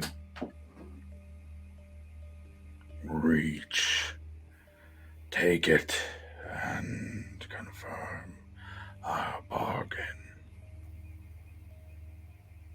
Yeah, I'm just gonna take a deep breath and reach out and take it.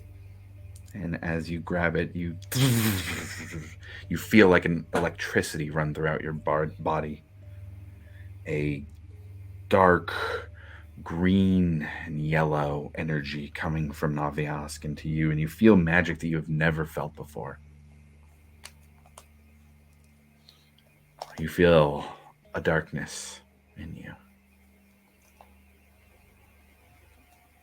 Coexisting with Melora's natural magic, creating a balance. As she speaks once again, be our light and our darkness in the world, Breck.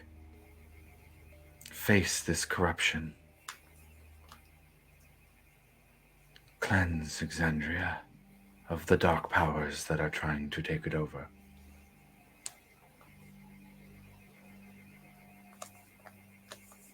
Thank you, Wild Mother. I will continue to use this gift as I have.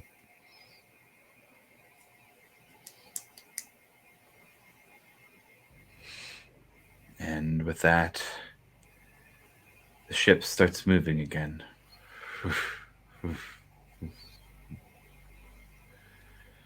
And as the landscapes move across your vision, you lose consciousness and move into a full night's rest.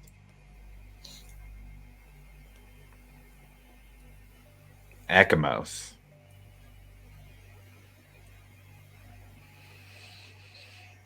You were real hurt. And sleep finds you very easy.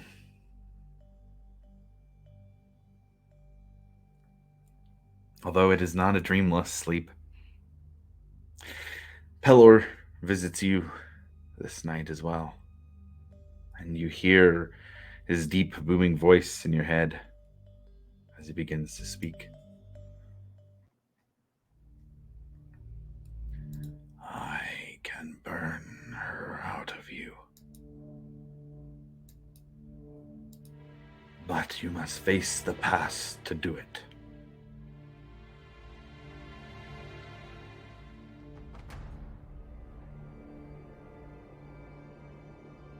I think you're muted.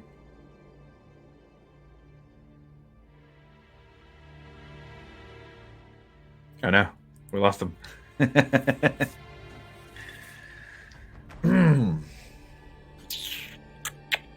See if he gets back on real quick before we hop to anything else.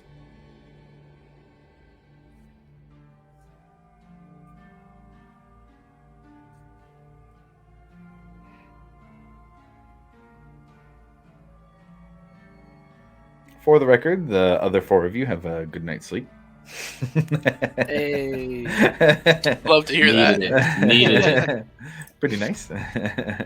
Yeah, a couple of us still got bruises from cannonballs. Yeah, right. No joke. Maybe holes, broken bones. I don't know. He said he's trying to rejoin right now. Is he? Okay, got it. I don't see him in the backstage yet. Oh, there he is. Good, man, because I'm very curious about what's about to happen. Oh, Hey, there we go. All right. See ya. All right. Sorry about that. Can you hear me? Hey, yeah, there we go. Okay. Perfect. Okay. Sorry about that. No, don't worry about it at all. Yeah, I mean, if that is a way to get her to disconnect from me, then absolutely, I'll do whatever you need.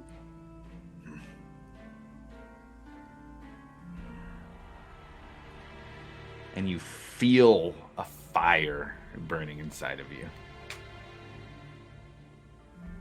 How many hit points do you have currently? As of now, 35. 35. Okay, got it. You do take 3 points of fire damage Oof. as you feel this burning.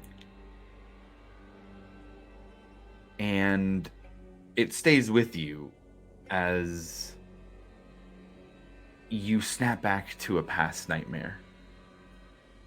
One where she whispered in your ear during it. You're walking behind him as you see him turn a corner into a room with a table, standing over something. And you've had different variations of this before, but it feels like a recurring scenario. And you follow, this time now, seeing a light flicker on the ground with an origin point that seems to be coming from you. And as you walk by a window, you see a reflection of your golden mask in it. He stops at the table with his back turned to you. And you walk up behind him. And for the first time, you see the figure on the table. You almost don't recognize it at first. Because you haven't seen yourself like that in even trying to remember when you can't. It hasn't really dawned on you that you forgot what you looked like until this moment. And you see what he is doing. Carving symbols into your abdomen as it is laid bare on the table, blood dripping down the sides. Some runic, some actual characters, but they are all encompassed in a six-pointed star shape. He's chanting words that you don't understand, and says, after stopping, "Don't worry. You won't remember a thing. It'll all be over shortly." And as he finishes his last bit of carving, they all start to, in order from where he began to carve, light up. Until the entirety of it gives off a green light. Ma, you hear in her voice. And you watch your torso as it begins to heal. Not scarring over, just going back to its original shape. You watch as he raises his hands and begins to cast a spell. You recognize it. He showed you once as he cast it on someone else. Someone who had purchased something from the shop. And he modified their memory to make them pay double, thinking they were getting a good deal. And as he moves to modify your memory and make you forget this event, you hear Pellar's voice again. He used you to power her, anchored her to this world through you.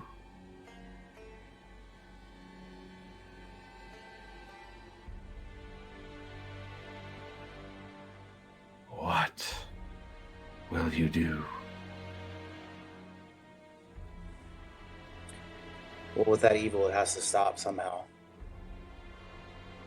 I feel like I'm the prime candidate to try to stop him.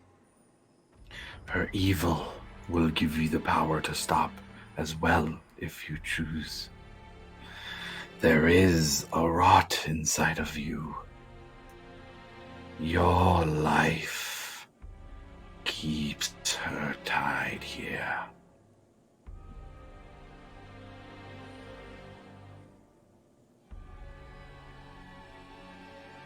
Would I have to die again? No. You must fight to break her hold on you. Your memories are scattered and broken. Return to your home and make any attempt you can to repair them, to find his methods. The only way the chains can be broken is if they are identified. The method of your freedom must be the same method of your binding.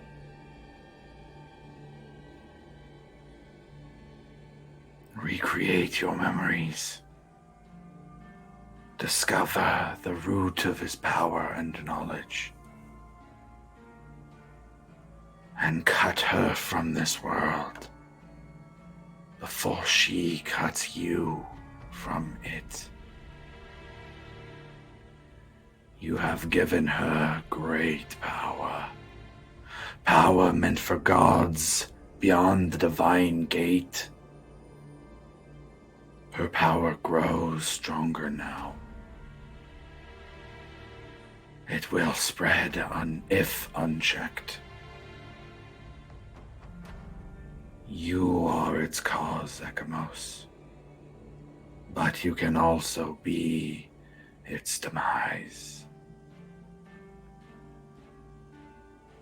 Will you be a beacon for my light in this world, to burn out the rot that you have brought into it? Absolutely, and I'll grab the pendant that Varric's sister gave me. Then my power is your power, existing alongside the rot. Use it to heal the world of what you have done. And you see the same symbols that were there in your torso in this dream of the version of you on the table light up, but now they're being burned away, tracing those same etches as the version of you on the table starts to scream violently. And with every symbol you see burning, you feel pain. More pain. Fire burning it away. You need to roll me 3d8.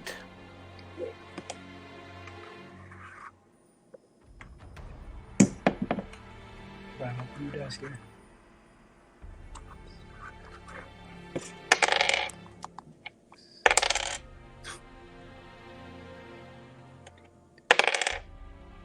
$18. You take another 18 points of fire damage as the light of Pelor courses through your body. It wasn't a given that you would survive that, but now you feel that having passed this trial, you have the strength to move forward. I think that's a good place to take a break for this session. So we're at 3:05 Pacific. Let's go 3:20 or 20 on the dial wherever you're at. We'll see you guys in a bit. Everything's crazy.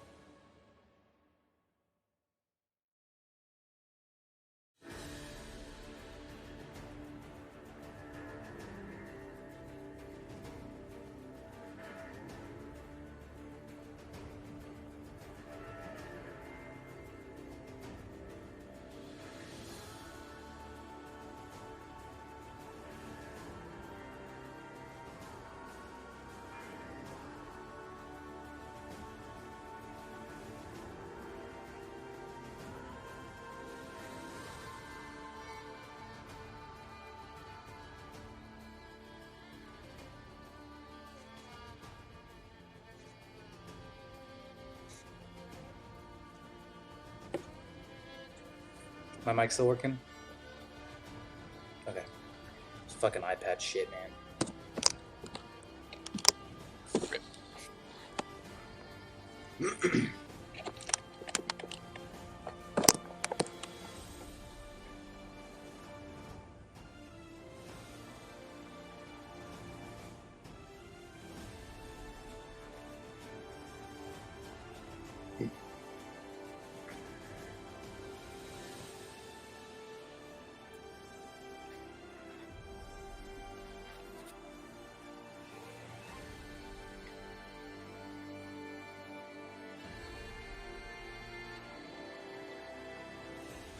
It's so hot in my fucking room that I had to change my shirt. I was sweating through it. It was bad.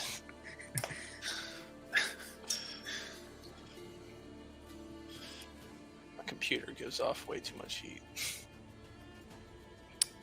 Yo, have you seen any of the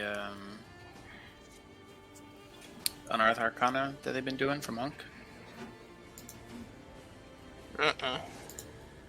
They're looking at increasing your damage dive, starting with 6 right out the gate. Oh boy. Yep, D6 That ain't and bad. then getting all the way to a D12 at the end. Ooh. I mean, I'm already a 6 right now, but I think it started at, what, 4, right? When you're at, like, level 1 through, like, Yeah. 4 or something? Yeah, they've been saying it's just not comparable to other damage or like melee damage dealers. Because it's not. I mean, the most powerful thing I have right now is basically Burning Hands. But that's like 3 key points. Yeah. I think it was another thing they were looking at was retooling the key points because you guys go through them way too quickly. Yeah, I mean, right now I'm lucky I have 8 of them since we got that level. But early levels, it's hard. Don't really want to do anything.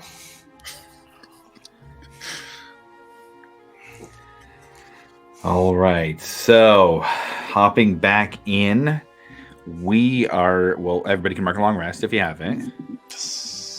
And we are moving into our first of 3 limping days of travel to get to Captain Loom's preferred repair location off the books. So, for this leg of the trip, for until you guys get to your first destination, I have an encounter table for every day that we travel. As you move through it, if you roll that on that encounter table, then it will after that, if you roll it again, then it'll just move to normal day of travel. So there is a chance to get through all of them. Some you do want, some you don't want, that's for sure. But either way, once you get to your destination, I'll clear that and make a new encounter table for the next leg of the journey until you get to the next destination. So I usually like to do that kind of thing for wilderness travel, and especially in particular ocean travel, just to I don't know, liven up the days on a ship. You guys aren't going to be like doing a ton, and it's just going on a ship, so spicing things up a little bit.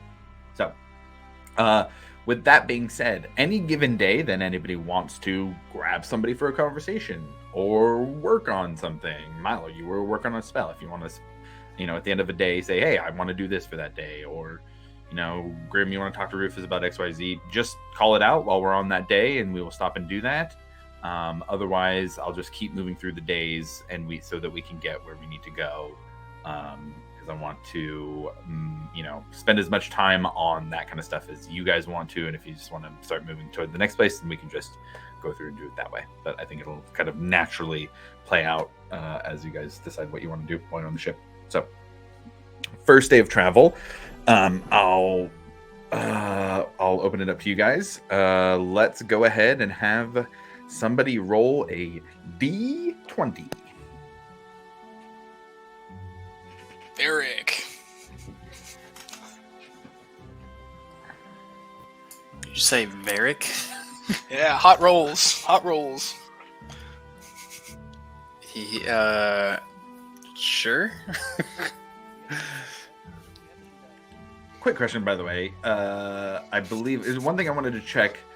You guys had found a yellow orb.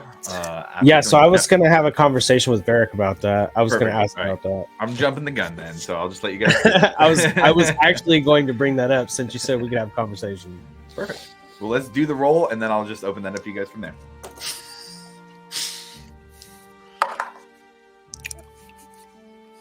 That is a 9. 9. Okay, got it. All right, guys, go ahead, and I'll play out how that goes. Varric, do you remember that yellow stone that that orc, I believe his name was Ford, showed us when we fixed the mushrooms? Yeah, I do. Grundox, before we threw him overboard, he had one of those on him. Trying to remember if I saw that or not. Because I know Milo put it in the bag of holding. I think we tried to keep it away from you because the last time you saw that, it didn't go so well. Right. Okay.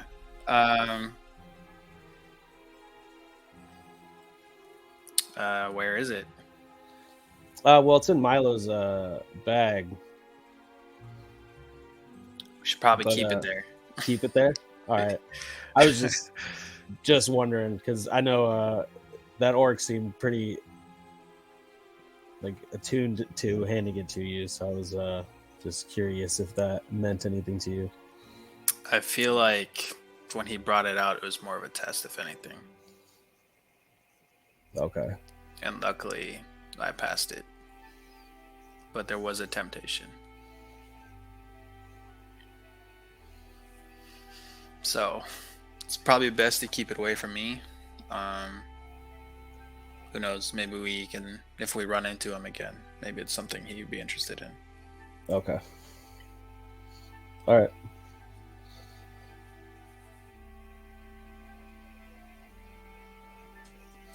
Okay, so at that point, everybody go ahead and roll me a perception check, please. Would it be too late for Milo to do something during that, or is it this the thing, or like is this the end of the day thing? Or No, it's not the end of the day. It's just the thing that's happened in that day. Sweet. Make sure that I didn't miss my shot. No, you're good.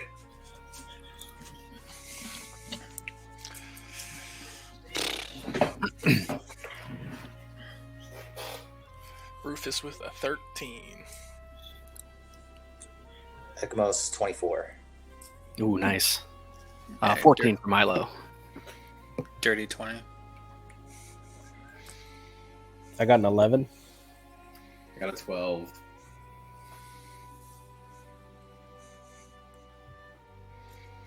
And what was Rufus? 13. 13, okay, got it. Ekamos. On this first day of ship travel, you see off in the distance another ship. It's odd, though. It's off, like, on the horizon. It's pretty far. It kind of looks like that weird mirage where there's a ship floating over the water, but it's just kind of the way the heat is warping the, you know, the light waves.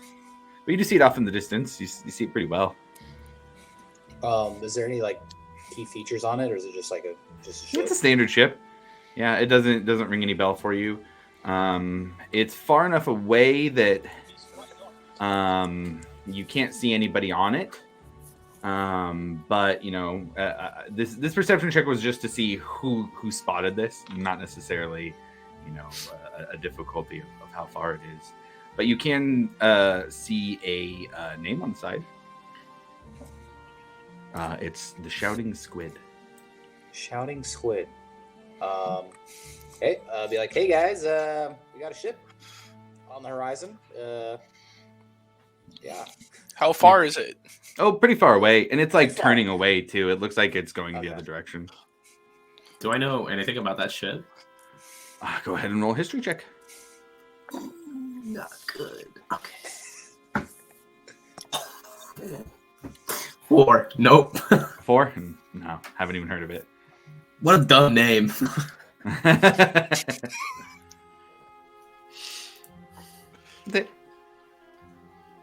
Yeah, the ship heads off in the distance, and you don't see it anymore. I write the name down. Ekamos, did you say the name? I didn't hear you say the name. Did you? Are you telling the name to everybody? Yeah, of course. Yeah. Okay, just make sure. Yeah. These guys have been on the seas a lot longer than me, so I'm sure they know the names. Let's see. Breck, Milo, and Ekamos. You guys can roll a history check.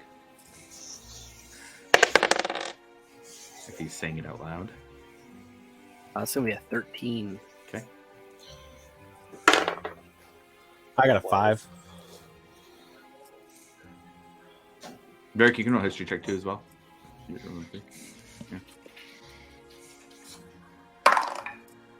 Nope. That's a 7.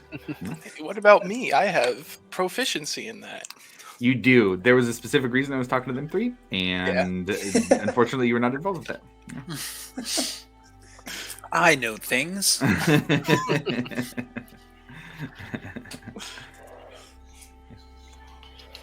That's all. Milo, what were you trying to do? I'm going to spend as much time with Zeus. What's Zeusius? For sure. What was his name? Let me see. His name Zeusamir is what you're looking for. Zeusamir. Zeusamir. Yeah. Yeah, just try to pick up as many tips as he's laying down for working hours, and then go back. Before you went, I would have given you tons of ale to bring him.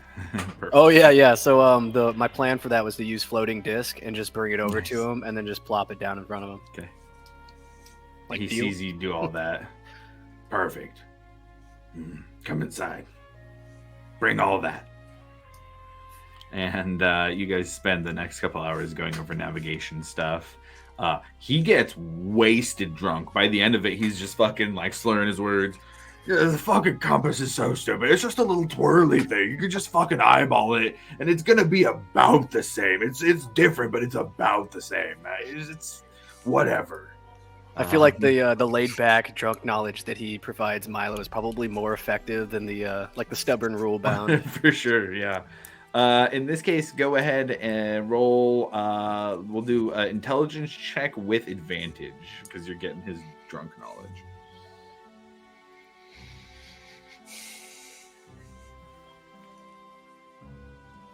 Ooh, boy. That's going to be a 12. 12? Okay, I mean, you're picking it up. He is still drunk, and so he's going off on tangents.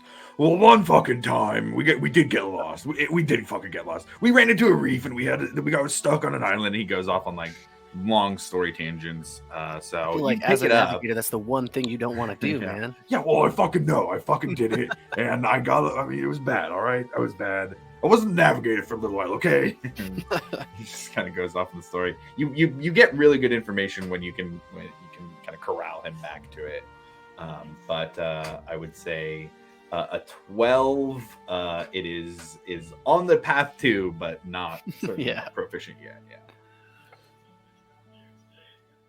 Okay. Anybody else want to do anything first day travel? I think I would just continue trying to hone the woodworking skills. Okay, yeah, for sure. Sanding some more edges. Sanding some more edges. I mean, there are actual things that need to be done, like railings that need to be rebuilt and holes that need to be patched. The mast is fucked up. Go ahead and roll a general dexterity check. All right. On working with that carpentry stuff. Oh, 21. 21, very nice. You actually get some help. And so in this case, Mumblefoot is the halfling bard who is over from the last song. He kind of is giving you a little bit of a ribbing while you're starting. He's like, I mean, have you ever like actually used a hammer before? I mean, those hands are kind of weird. It seems like you're, God damn it. And he comes over and holds stuff for you while you're doing it so you can at least work on aiming and get a little bit of routine down. But yeah, you work on your carpentry skills for that day, and that's a pretty solid success there. Right on. Hey, appreciate it, buddy. No, I have not ever held a hammer before. I usually just use my hands. Yeah. Oh. And I'm going to start hitting a nail with my hands. Fuck, that is cool. This dude's the fucking best. He starts yelling out on the ship. Like, wow. Fuck. Should I fucking try it? Dude, try it. Fuck yeah. He punches down and poof, and it goes straight through his fucking fist, like 2-3 inches into his hand. He yells it out. Fuck! Ah! And he's hang on. all over the place. Oh, dude, grab his hand. Count to 3. 1, One, 2, and I just rip it out.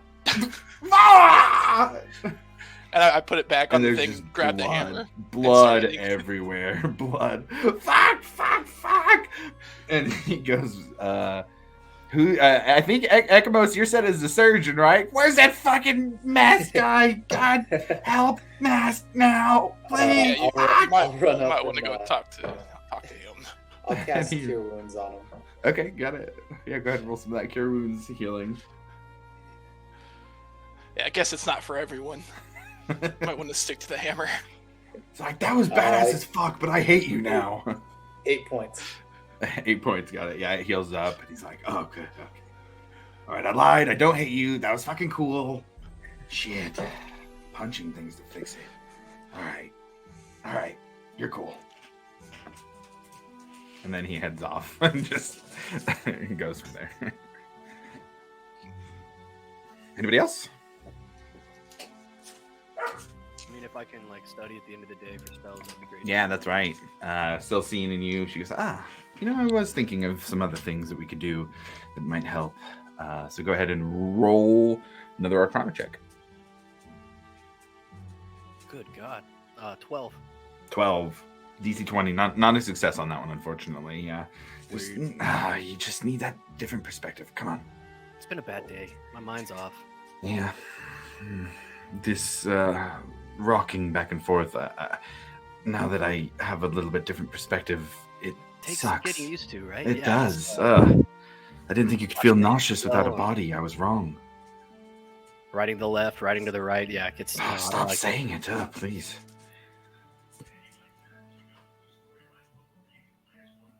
I guess just do some more studying. Yeah. Got Just it. kind of start doodling the book. All right. Anybody else? Okay. Oh, Breck, was that you? Yeah, just for me, I just want to continue to pour a little bit of water every day on that flower on the end of the ship. Got it. Each time as you do, actually, this time roll me a religion check, please.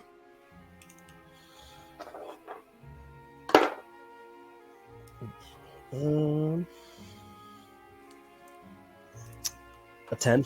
10. Okay, got it. You do, and the roots extend out a bit more, not a ton, but they extend down into the railing that the dagger's on. Flower stays about the same. It doesn't move much. Even with the wind there, it seems pretty still. Okay. Now, apparently the term I was looking for is a bowsprit for that weird pointy thing in the front of a ship. So it's the railing in front of the bowsprit. Okay. All right. Well then, if nobody has anything else, we can move to the second day of travel. Anybody can mark a long rest if they did anything. That way it's just erased. I think we just had a spell slot expended there. Let's get somebody else rolling a D20 for the encounter table on day 2 of travel to the repair place.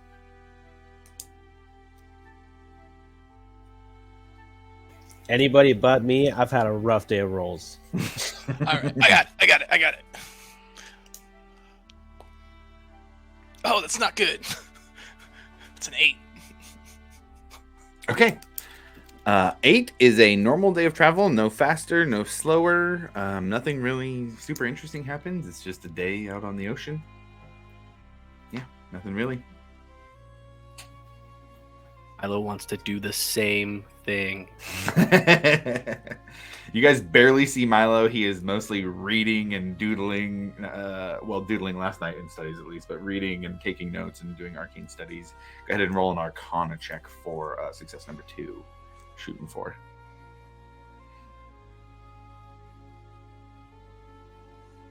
10. 10. Yeah. No, unfortunately, it's another failure. It is about these pulses that are happening, and Celestine says, "No, the timing has to be not quite when it happens. What we're seeing is a bit of an arcane remnant, so you do have to time it a bit forward before that, and it's getting that timing right beforehand that is causing you issues in this particular spell." I swear to God, I will get it. I am going to get it. Fuck this for right now. I think I'm going to Keep go studying. We'll get I it. think I'm going to go look at navigating for a little bit. Mm. And then if I can, I'd like to meet up with old boy again to try and figure that out. Still bringing the booze? If it's a payment every day, I thought the barrel would be good. A barrel. Okay. You get back. The barrel's still got stuff in it. He didn't drink an entire barrel. He probably would have died if he drank. Damn, probably would have died if he drank the whole barrel. But he made some good work. And it might not have just been him either. But he was back. I think we all expected him to share. You again, and he's just like rubbing his head. What do you want? Yeah, I was just, I was kind of wondering if, what do you think about this thing right here? Do you even remember talking about it? Who are you? Oh boy. Okay. Here's the deal. If you help me out today and tomorrow I'll have another barrel for you. All right, let's go. Go ahead. Yeah, another intelligence. This time just straight roll because he's hungover as fuck. Word. That's a 7. 7. No, unfortunately not. I'm breaking out physical dice, man. This is broken. Milo gets sick on the seas. He's riding and swerving, and I don't like it. Got it. Okay, so that was day 2 of travel. Anything else? Or I'm just gonna walk around the ship and see if I notice anything that I could repair it with Smith's tools. Oh yeah, I would say you don't even need to roll for it really, especially with actual Breck is an actual sailor, but with other sailors from the last song on here as well. I would say Mumblefoot again is one. Oh yeah, you need some metal work to help out with. Those masts are fucked. If you want to make some rings. Get some big bolts to get them in there. That'll probably help with some of the repairs. Get them done quicker once we get to port. I'll get to work on that. Right.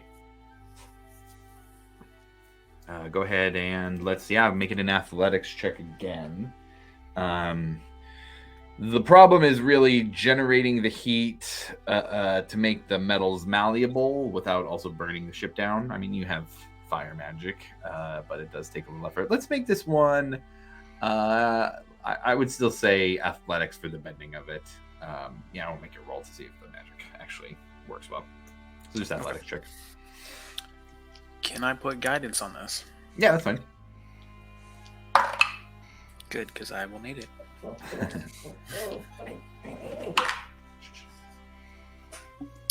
That is a 12. 12. Okay. You're able to make a couple. It's not going to speed things up a ton, but it is at least helpful to the repair for when you get back in port. They'll have to be fastened on and actually bolted in when you get there after the replacement parts are put on. But yeah, it's helpful at least.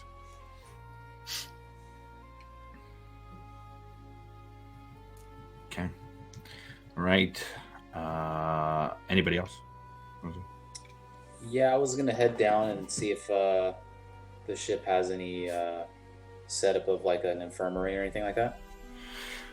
So there is, there's an infirmary. It isn't stocked super well.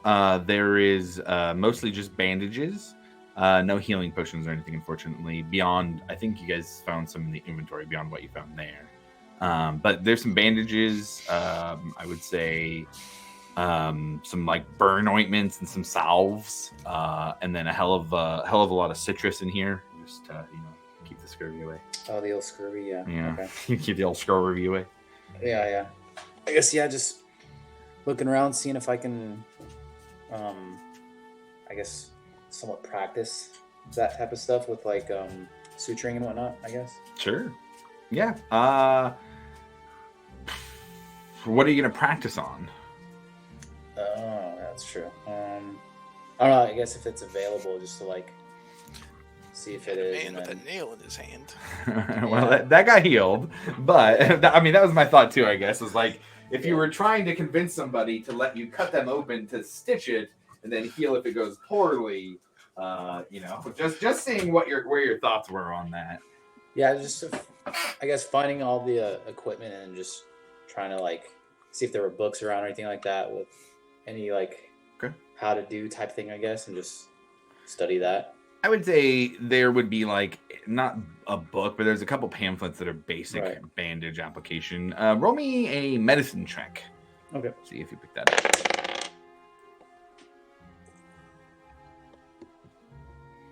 19. Ooh, very good. Okay, yeah, absolutely. You kind of just get an idea. It just kind of talks about the basic stuff, applying tourniquets, bandaging, how often you should clean the bandages, things you can use as, what will clean a wound, what will do it painfully, what will do it not painfully. As you are looking around, you do see that there are 2 healer's kits as well in here. Okay. But yeah, you learn a little bit of first aid. Sweet. All right, I will add that.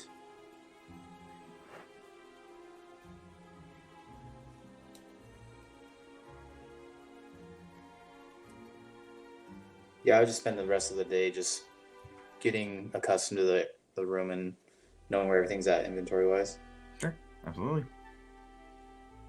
Setting it up as your office. Yeah.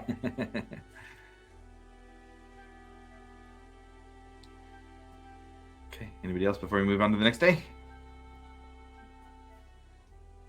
All right, and somebody give me another D20 roll.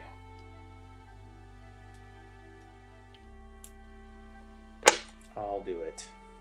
Okay. Oh, natty 20, baby. Let's go. Natty 20, okay. Use dice. Watch it be awful. The screaming squid comes at you now. Yeah. The Kraken appears. Rick, you watering the flower again this day? Yeah. Okay. You do so. And this time, Ekamos, you see him doing that. And at this point in time, you just kind of, the way that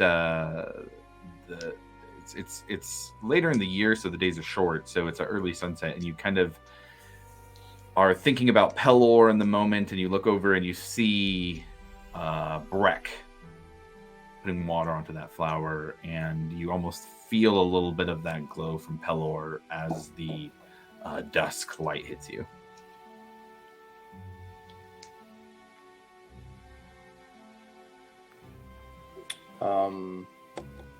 I guess I'd walk over to Breck and be like, "Hey, if you don't mind me asking, what's the flower about?"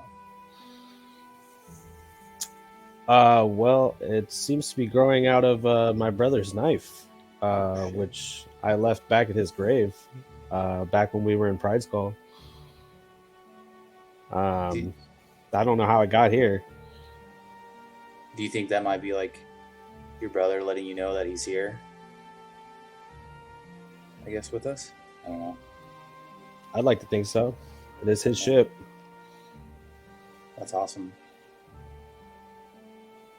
You, Ekamos, feel an interesting energy, something that is healing and nurturing, and like a warm breeze on a cool day coming from this knife that has a flower growing out of the handle.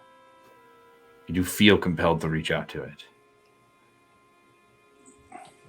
I'd probably fight it. I don't Sure. want Yeah, absolutely. Yeah. You can do that.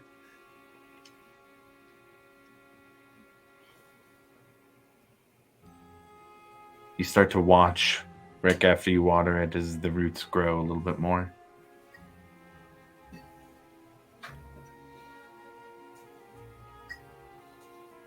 Yeah, I'm just going to continue to watch it. Okay.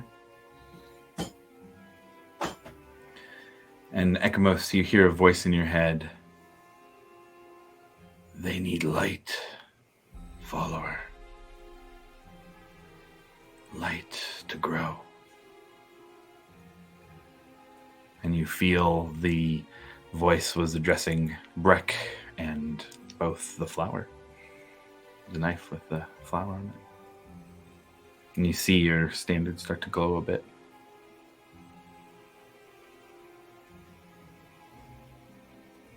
Man. I wouldn't know what to do. Sure. It glows brighter. And Breck, you see it now. And as this almost boundary of the light that's expanding over it hits the knife, the roots start to move quickly now. Almost at a very, very elevated pace from the growth that happened before. Before it was millimeters or inches at a time. This is quick. And it starts to move out of the ship and cover the front of the ship and move out over the bowsprit to the front of the ship as the bowsprit is covered in roots that start to turn green and start to bloom into flowers themselves. And Breck, you feel the energy of the Wild Mother coursing through the ship. And the Alcantara has now received the blessing of the Wild Mother. For a day, you can double your travel speed. And that will recharge after a week's time. Oh.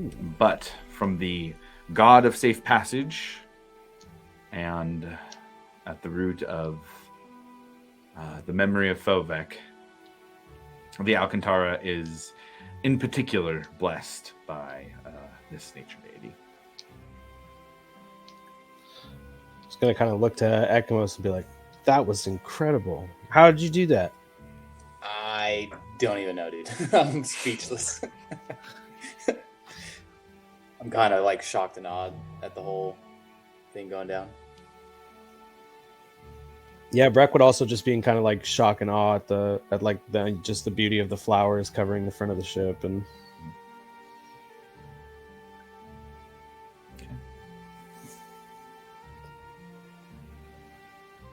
sometimes 20s are good on the encounter table. Sometimes they aren't. This time they're good. All right. Anybody else for the last day of travel? I mean, yeah. Oh yeah, right. That's right. The everydays. I'm gonna try if it's gonna work. Yeah. This time he says, "All right. I think Milo's feeling a little bit tired, defeated. Yeah, my stomach is a brick. I need to chill out on the booze. Bubble guts. Well, yeah. I mean, I have hard on an some. open Yeah, boat, right? I get the There you shakes. I go. don't have any, right? But I gotta have some. You know, just a little. I just taste the drink. All right, let's get to it. All right, go ahead and straight roll again. Straight roll. Intelligence, right? Yes, sir. Gonna do this digitally. That's a 12 plus 4, 16. Yeah. Now that he's not drunk and not hungover, he is a little better at giving a more structured, informative talk about navigating. And you feel at least confident enough that when the Alcantara takes out after the repairs, you'll be able to navigate. I wouldn't call you proficient quite yet, but you are at least able to navigate for the ship for now. Okay. Out of the port. Yeah, and at the end of the day, I'd go and study spells. And go ahead and roll the Arcana check for that. All right, remember, we need That's a about natural 3 one. milliseconds. No, I said 3 milliseconds, not 3 7 seconds, seconds, Milo. got it. 3 Oh, God. milliseconds. I did not say 3 seconds, Milo. 3 milliseconds. And it's just catastrophic. We did talk about it exploding before. That's Yeah, right. kind of flooding my mind right now. I haven't stopped thinking about it this entire time. That's my fault. I apologize.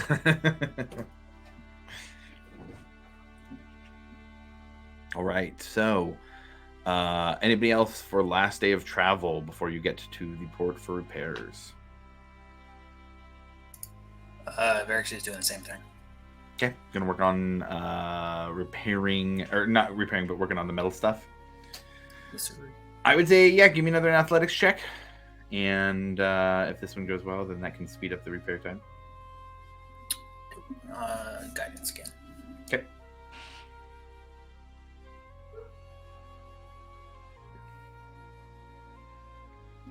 That is a natural 20. Nice. That's a 29 total. Okay. So what you realize is if you cast a firebolt at your hand, that the casting of the spell won't damage you because you're the origin of the spell, but it will physically block it from moving. So you can kind of get a little bit of heat going onto that. Now, mechanically speaking, that's just for this. I'm not saying you can do this all the time, but for the sake of this roll, you can use that to bend the metal and get it into place. And at that point, you're just kind of muscling it into place. And you create a series of 6 different metal bands that will fit around the mast of the ship that will help get that done quickly, so they won't have to fabricate those when you get there. They're already custom built for what it is needed. I would say just in waiting time for those to be made, that would cut half a day off the repairs. What was the name of that guy? Mumble something? That was Mumblefoot. I look at Mumblefoot and say, "You're welcome."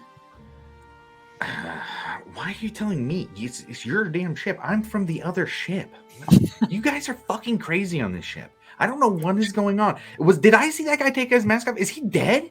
Is he fucking dead? There's that bird guy. This is crazy. You are crazy people. And he just walks off.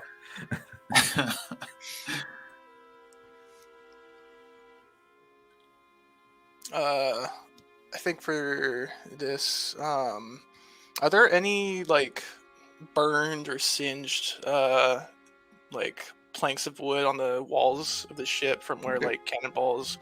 I would try and remove and replace those if possible. Okay, yeah, for sure. For you, yeah, let's give, if you're removing and replacing, let's do athletics for this one, because there's going to be some real strength necessary for that process. Too easy.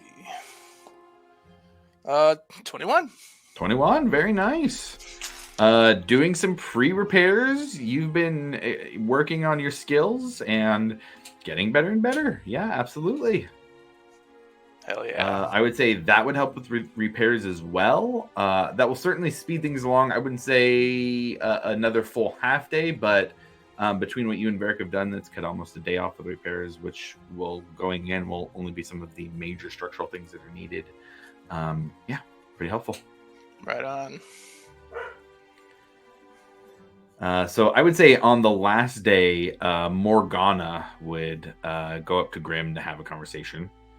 And Morgana is wearing I would say a longer trench coat, very nice.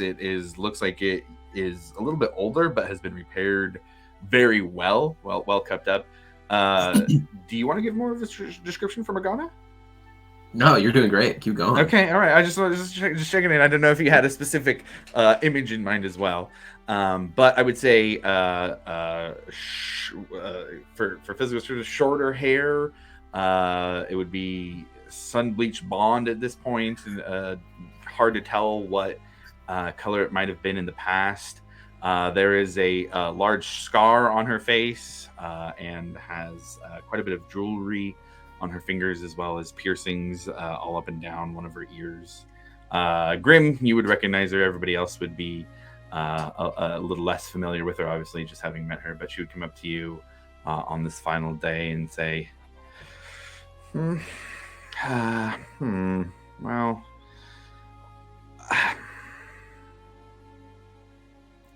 how did you meet these people, Grim? You know, you've been a real help lately. Yeah, you see thank everyone you. working real Yeah, hard, it's and great. you're just here. Butter just me up. Butter me up sunbathing more. all day. Yep, more compliments. It's great. Yep, keep it coming. Yep.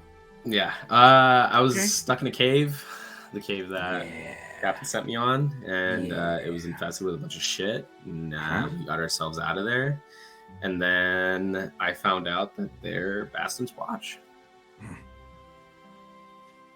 Okay. And then we got there to their big humble abode, and then it just turned into a clusterfuck after that. Honestly, it happened pretty quick, but the Cerberus Assembly got involved, and I think we're being hunted. All right. Anybody a good shot on the ship, or what? I mean, I know you are. Anybody else a good shot? Defined shot. Wow. Well, either rifles or pistols or bows and arrows, crossbows, anything really? No. A lot of them just punch really hard or just fling magic. All right. Well, Like, I think I'm the only non-magic user in this group. All right. So what? I can't get a good read on them. What can I do? How should I help here? The dwarf doesn't talk much. I don't think I've seen him say a word. I think the pale elf, the pallid elf, I think he's gonna kill me when I walk by. He looks at me like he wants to kill me. I don't know why. Have you even introduced if yourself? of course not. He looks like he wants to fucking kill me. Well, first off, rude. You're brand new on the ship. They invited you with open arms. Oh, me being rude? No. You're just not I'm talking to here anybody. to offer help. Rude. It is a business exchange. I am going along with you guys for whatever adventures you are on. That is for a share of the treasure. Wait. Your noble is showing real hard right now. What by are the we way. do? Well, I guess the question I'm really getting to, the really important thing is, where's the money going to be coming from? What are we going after here? How about this? I'll let you know when we get there.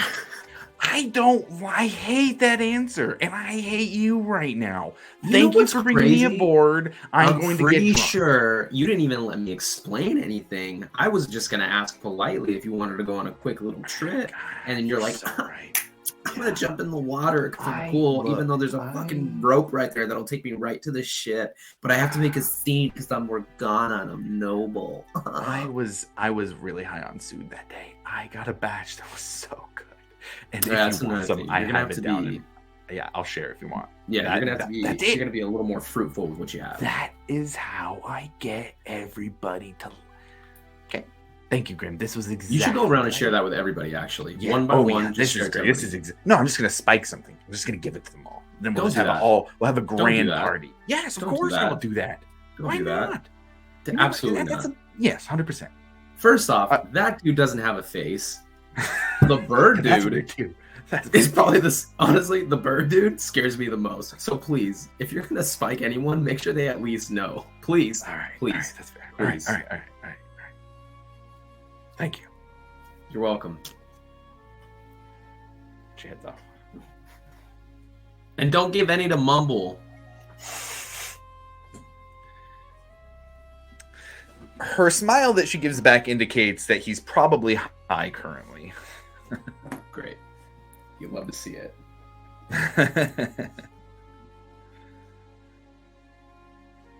Okay, anybody else for this last day? All right, so then for the evening, I would say that the last song pulls into a small little inlet, and it looks like that it will not be big enough for the ships to go through. But as the song moves forward, it almost looks like it is about to go aground, but passes through the ground and keeps moving beyond that and is able to move along what looks like a narrow stretch of river. As you all move in it as well, realize there must be some sort of enchantment making this stretch here that extends out from the ocean inland to have some kind of illusion over it. And so you travel for about 30 minutes or so down that 2 miles or so down that little inlet out of the sea and into a small bay where there are 2 small docks currently open, and they behind them is a large building. It looks like one of the ships can actually be moved directly into the building, and kind of a wooden garage style that can fit a full sailing ship that has scaffolding up every side, and as well as pulley systems up at the top, ropes and ladders for moving across. It looks like a pretty big setup that was completely not visible from the coast in any way until actually traveling back in here. But you hear a bell being rung from the deck of the last song, and torches being lit on the docks. And as the 2 ships pull into the dock, the last song goes to the dock, and then Breck, are you the one actually steering the wheel of the ship here? Or are you actually doing the pulling in of the? Yeah. You're the guy. All right, cool. So you see that there is a male human who comes out. They're pretty big build, and they start waving you in to the bay, basically. And as you move in, there are sandbags with ropes attached to them that are thrown up and over the ship to kind of get it to stay there. And a plank is put from the deck of the ship down for all of you to come down.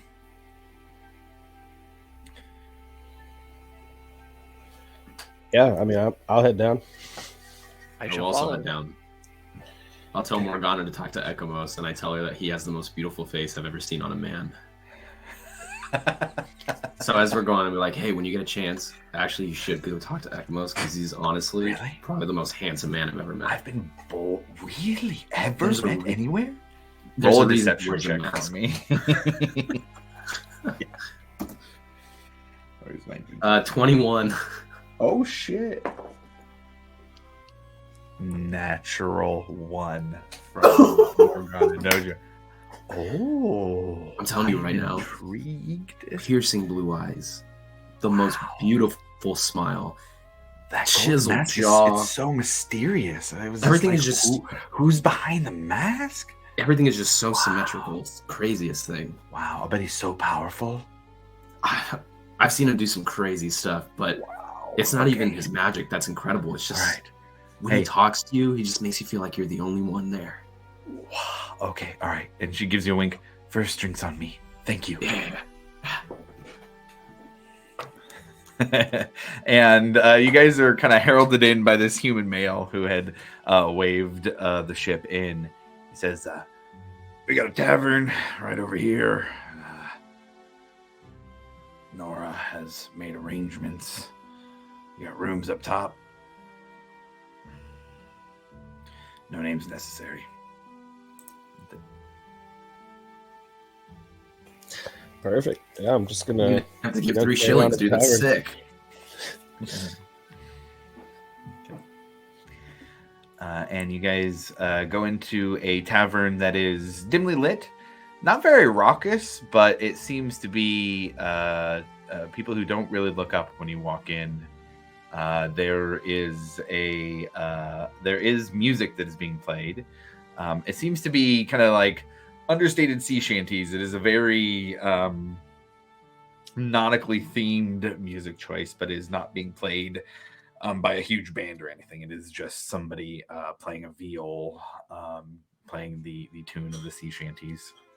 And you all head in. There is a bartender there, a dwarf bartender, dwarf male. large beard, looks pretty gruff. Sees you all walk in and starts just pulling out cups, putting them on the bar. When walking, I'm going to stay close to Ekamos. Okay.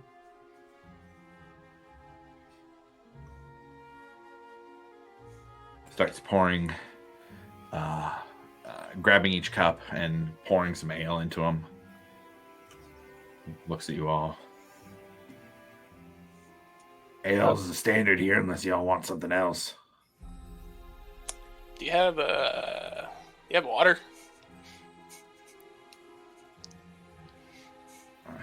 Water's outside, man.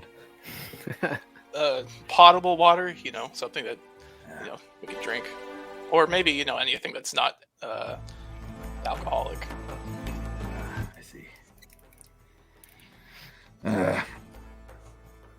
Milk, maybe. Yeah. All right, we got your milk. And he pulls a glass jar off of a cabinet from the back. He opens it up and starts to pour. It's a little lumpy, but he starts pouring it. Thanks. Welcome. It's potable. If you say so. I'm gonna smell it. What's it smell like? Not good. Like it doesn't smell like it is bad enough to make you sick, but it's not fresh. I'll turn my head to the side and just miss my mouth. Go ahead and roll a sleight of hand check. If you're trying to make it stealthy, if you're not, then... Yeah, I am. To, show respect, I guess. Holy shit. That's a no. I keep getting 21, 16 plus 5. Oh, nice. Okay. Yeah. Just in case, yeah. Right. Ale for the rest of you. Yeah, that's perfect. Love ale. I think Milo's gonna take a seat at the counter. He's like just got his nose stuck in the books and maps, and he's just gonna grab the ale and kind of just start drinking it. The dwarf moves over, seeing you have maps out. We really like to keep this place off the maps. Makes us real nervous when we see maps out. Kind of gather them back up, kind of roll them. I will respect that and keep that off the maps then. Wouldn't want to draw any unwanted attention or anybody's anger. Nor would we. Maybe was this spell book going to be offensive to anybody, you think? Spellbook offensive to anybody? There's one guy in the back. Yeah, fuck wizards. Shut up, bitch. Fuck you. Fuck you. Oh God, what have I Don't started? worry. No, you're fine. Just go on and get your spell book. I got you.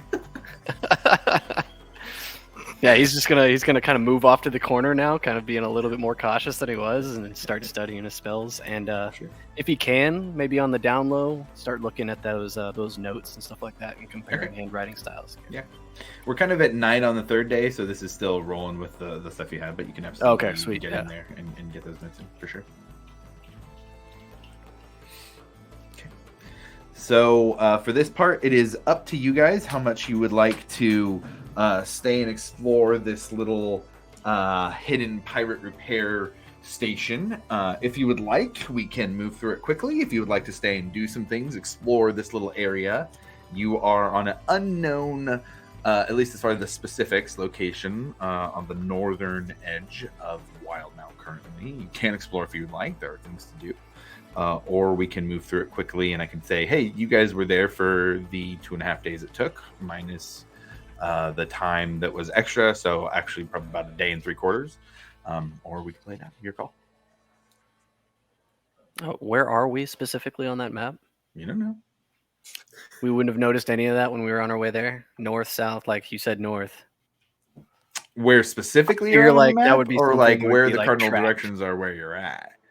I mean, with navigation tools being out and stuff, like that would be something that I'm doing sure. there, but- yeah. For sure, the rolls were pretty good. Yeah. What I would Oh no, say, they were awful. well, the 12 was okay.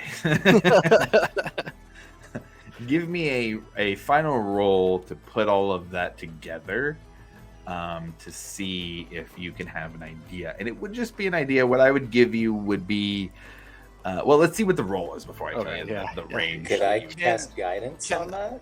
I was gonna say, can I help him out with that? Yeah. With, you know, Yeah, he's over here struggling in the books. I'm like, hey man, you good? me thinking about like the different slight turns and drifts that You the guys ship didn't think would it be was- doing, and You know finding what? north, Secret? south, east, and west. You know what? Because you are using your keen mind to do it, and I think, yeah, Ooh. that's absolutely something you can do because you have that fucking feat. And I was just bringing up that you can fucking remember every little thing for 30 days. So I would absolutely say so. And guidance is in play too, if you'd like. Now, I will say guidance has components that are not just casting the spell. So people will see you casting the spell. That's the way guidance works. But if you're fine with that, then you're fine with that. It's up to you guys. So Milo, you can roll with advantage. Cool. Is it's with advantage or is it with just the D4? With add? advantage, and if Ekamos wants And to do the guidance, you can do bonus. guidance too. You guys know, Of yeah, course, yeah, you I find guys. it weird, Yeah. you know, like When he casts guidance, can I like do a loud sneeze and then like my my wings kind of come out to kind of block people seeing it? Sure. Yeah, you can. Cool. Hush! yeah, I'm gonna add that D4 to it then. 23. 23. Very nice. Reverse engineer our route.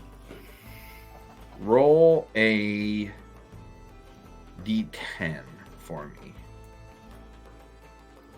Lower's better in this scenario. Good, that should help me, right? Oh my god, the 10. You gotta be kidding me. Okay.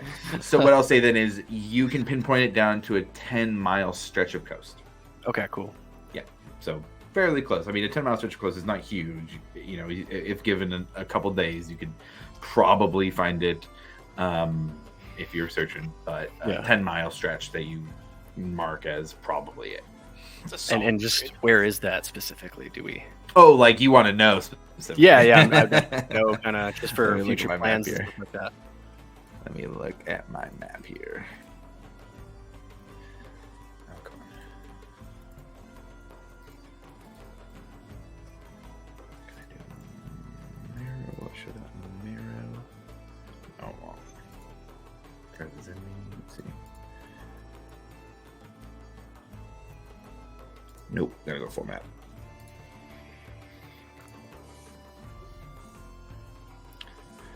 So I will shoot you a map where it's actually pinpointed, but it is near the barren shores, kind of where that stretch of islands block off a large bay. It is there that in that general area. Oh, okay. Where it dips down a little bit. Yeah, you guys have been traveling for 3 days, 120 miles per day. You guys have gone a couple hundred miles already. I assume that Rufus is kind of still standing next to me, right? I would say so. Absolutely. Hey, Rufus. I mean, I think we're right next to that thing that you were kind of curious. Was it Lush Gut? Is that what it was called? Yep, that's what it was. You were curious about that while I was trying to figure out maps. Yeah, I did mention that, didn't I? Yeah, look, it's right there, man. We're here, I think, and there's there. Huh. Doesn't Yeah, seem like a we bad are trip, pretty I'm close just to saying. it, aren't we? Get with me later. We'll talk about it. Yeah. Not around other people. Oh, okay, I gotcha. Gotcha. Gotcha.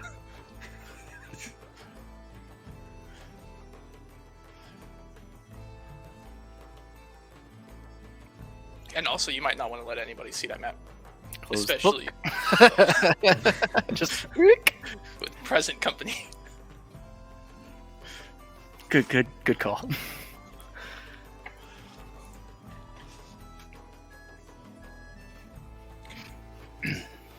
Breck's just kind of taking in the experience because this is the type of place his brother would have killed to find. Oh, for sure. In fact, Fovek would have specifically known of a he would have called it a pirate hideout on the northern part of Wildmount that they couldn't find. And you just kind of said, fuck. Take back the Alcantara and head straight to the pirate hideout. Wow.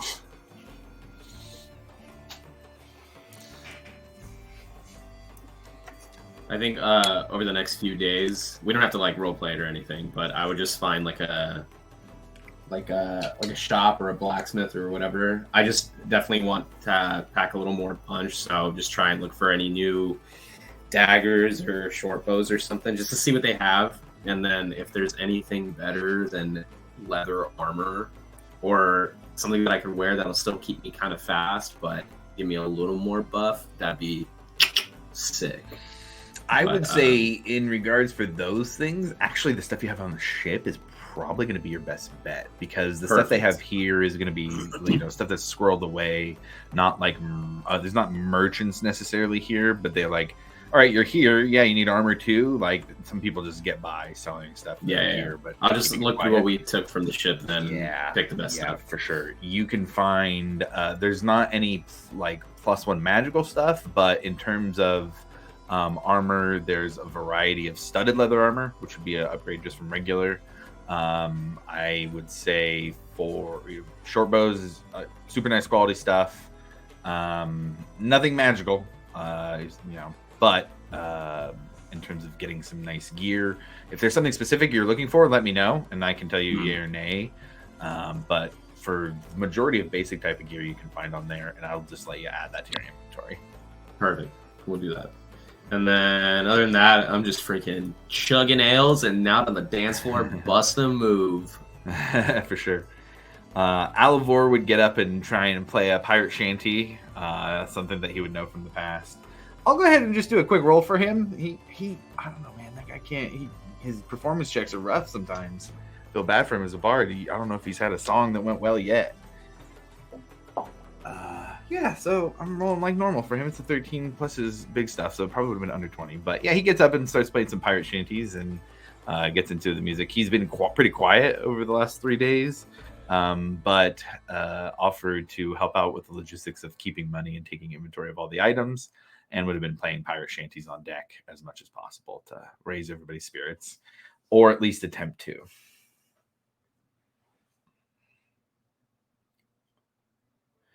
I would say after a little bit of time, Ekimos, you would see Morgana, who you've known for a few days now. She just slides up to you with 2 drinks in hand. Hey, what's up? Hi, how are you? Good, how are you? Just another day. Yeah. What is under that mask? I don't know. Yeah, I get asked that quite a lot, unfortunately. Yeah, sure, yeah. Hey, you want a drink? Sure. Oh, great. Let me order one for you. Hey, another drink, please?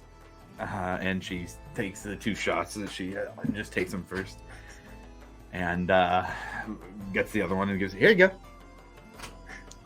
And I'll just grab it and try to drink, but nothing's going to really happen, so. Okay, cool. Yeah, right. So what's up? Another day, that's all. Yeah, right. How are you? You're Ekimos, right? Yeah, that's me. I'm Morgana. Nice to meet you. I am a sharpshooter. Oh. Yeah. So you're pretty good with like bows, guns, or what's your? And she leans forward and puts her elbow out and just kind of puts her face. I am great with bows. I am great with guns. Oh. We could definitely use that with our group. That's pretty nice. Okay. Yeah. You want to get out of here? I want to see how good you are with your shot. I'll take out a gold coin. Yeah, that's what I said. Let me explain. I want to see how good you are with whatever you got going on. Yeah. And I'll take the coin and I'll flip it up in the air and see if she can if she reacts. Interesting.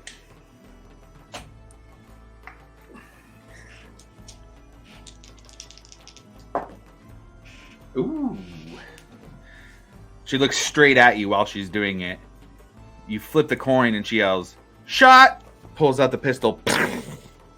shoots it out of the air. It goes up and like lodges itself up in the wood. Everybody, fuck! Because I yelled shot. You had warning. Jeez.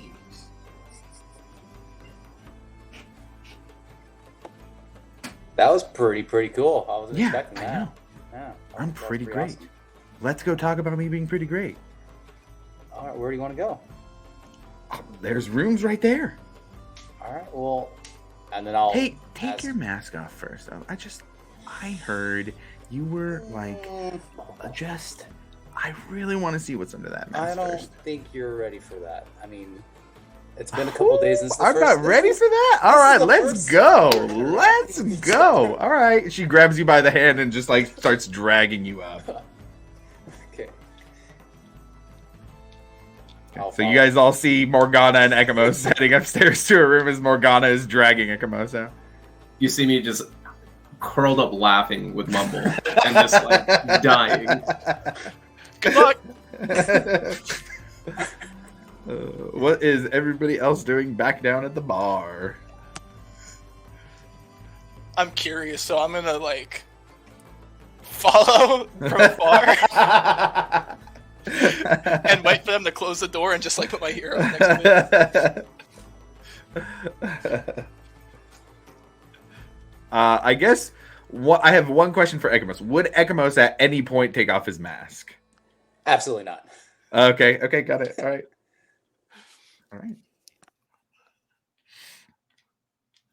Rufus, I guess roll me a perception check All right. and a stealth check. Oh, okay. Perception is going to be 14. And then stealth is going to be 9. 9. You guys close the door, and outside you hear boom, scratch. She goes, "What the fuck is that? Hey, we got the fucking room. Get out of here!" Sorry, I'm just gonna go back to the bar. Thought this was my room. Anybody else down at the bar? Actually, I'd like to maybe slip the barkeeper a gold coin and ask them about potentially offloading some cargo. What kind of cargo are you looking to unload? Just various assortment of daggers, swords, all sorts of stuff. Yeah. If it's a good deal, I'm not looking to get gouged. Name your price.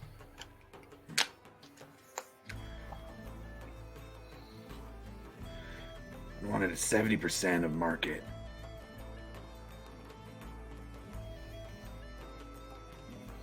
Seems fair to me.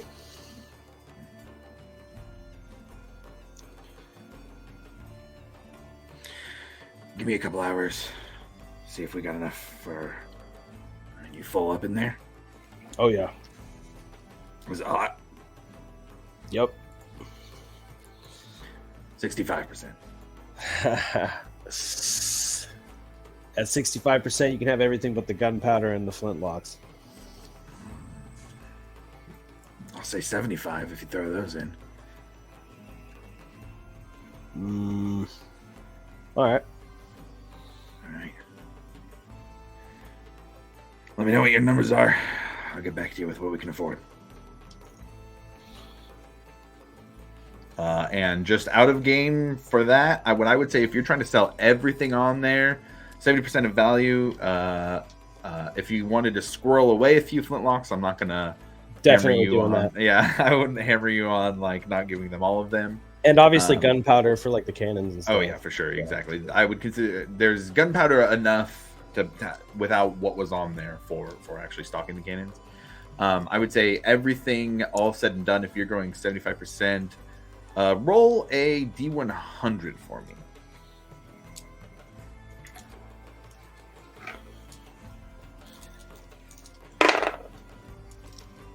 Uh, 45. 45. Okay, pretty good. I'll say that they come at you with 9,000 gold pieces to offload everything on there. Sweet. I would like to use some of that to potentially restock with, supplies, things that we'll need for a long trip. Okay. I mean, 300. God, 300 is too much. 100 gold pieces would get you guys a ton of really great food, like actual materials and stuff. You could get out of there with 175 gold pieces being pretty well stocked. Like, that's pretty expensive overall in terms of like traveling stuff. Okay. The reason that the other stuff was higher because it's goods. I mean, swords, weapons, at a high demand.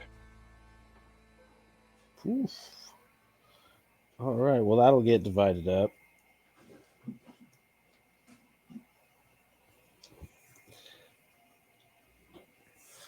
All right. Well, yeah. I'll have to do the math on that. Sorry, guys. So 150 gold to stock it up, you said? 175. 175. Stock it up, get repairs stuff, 8,900 or 8,825 gold? Yes, sir. All right. Oof.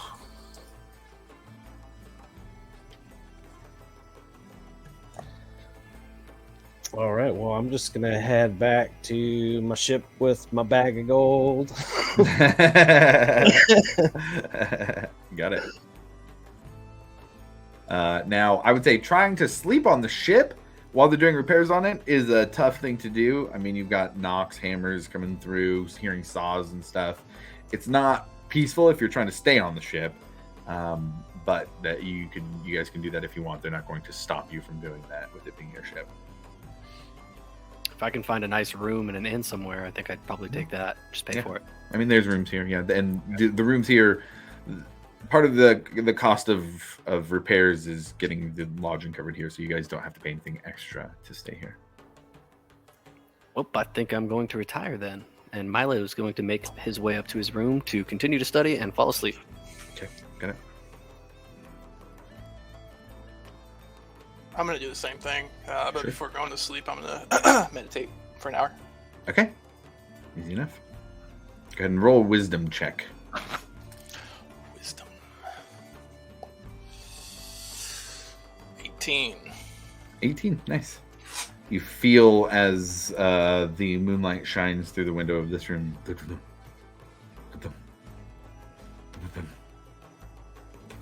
almost like an extra heartbeat after yours.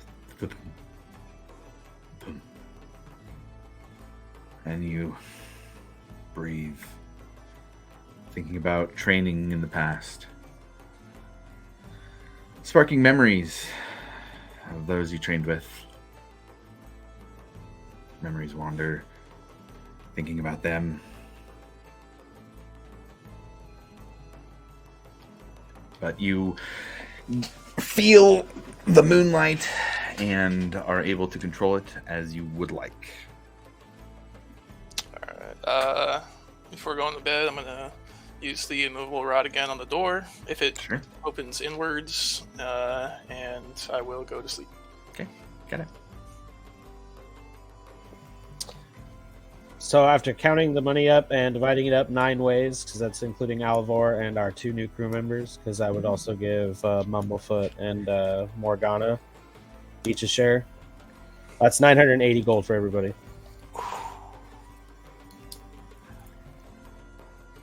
Damn. Thank you.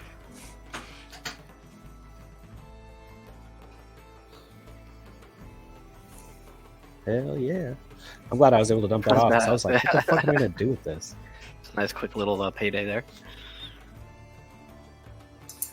What time is it? Oh, pretty late. I would say 10 or 11.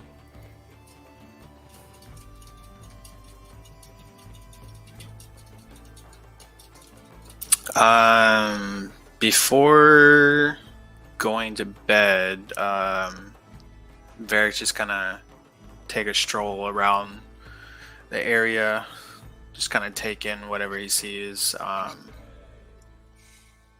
seeing if there's like any kind of shady stuff going on.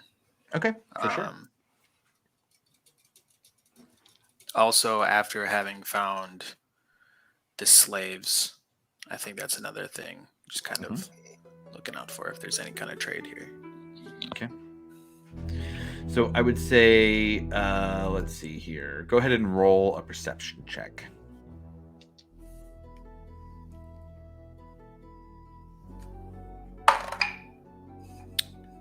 That's an 11. 11. Okay. As you're walking around, you just get the sense that it was hard to realize at first, but the second you stepped foot off the boat, you became uneasy. And you feel that while walking around. As you walk out of the building, walk closer to the water, the unease grows. It's a little hard to focus with that unease.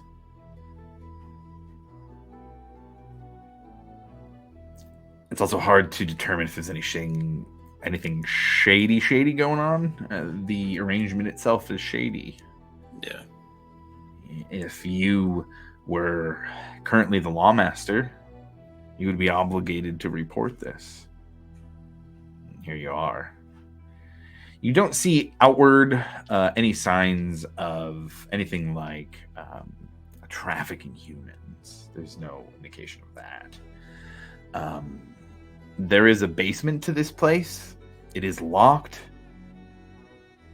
There's no indication of really what's down there, if it's anything nefarious or if it's benevolent overall. There's a lot of things that could be stored here. They do a lot of repairs. It could just be wood and hammers and nails. You don't get the sense that there's anything that concerns you. You don't see anything that concerns you. No, buildings off of this or anything like that. It seems like it's mostly just this building. It's a large building too. You look and the rooms are on the second story, but there is on half of the building a third story, and it's a large building on its ground floor. It's as much as probably 3 houses on each side, so it is a large building on the category of like a large inn. So there's certainly a lot of things you can't see about it, but you don't see anybody out there hurting anybody or anything like that. It, on its surface, is just a building where people are getting drunk inside and repairing a ship outside. Okay. I guess I would just hang out in the bar for a little bit and just kind of see what I can hear. Sure. If anything. Yeah, absolutely. After a little while, there are what look to be the brothel element of the tavern. A couple of women in dresses coming down, going around talking to people, looking like they're trying to chat it up, be cheerful and flirty. Catch that. People, nobody else enters or leaves besides who you've seen in there already, and you guys. It seems like there's not people, coming in and out. The people who are in there, some will leave and head up to a room, but that's about it. All right. I'll head to bed. Okay. Grim, Breck, I think you're the last 2 standing. Well, I'm partying hard and then going to bed. That's it. Okay, got it. Yeah, same for me. Just going to bed. Okay. Got it. All right. Well, everybody can mark a long rest if they would like.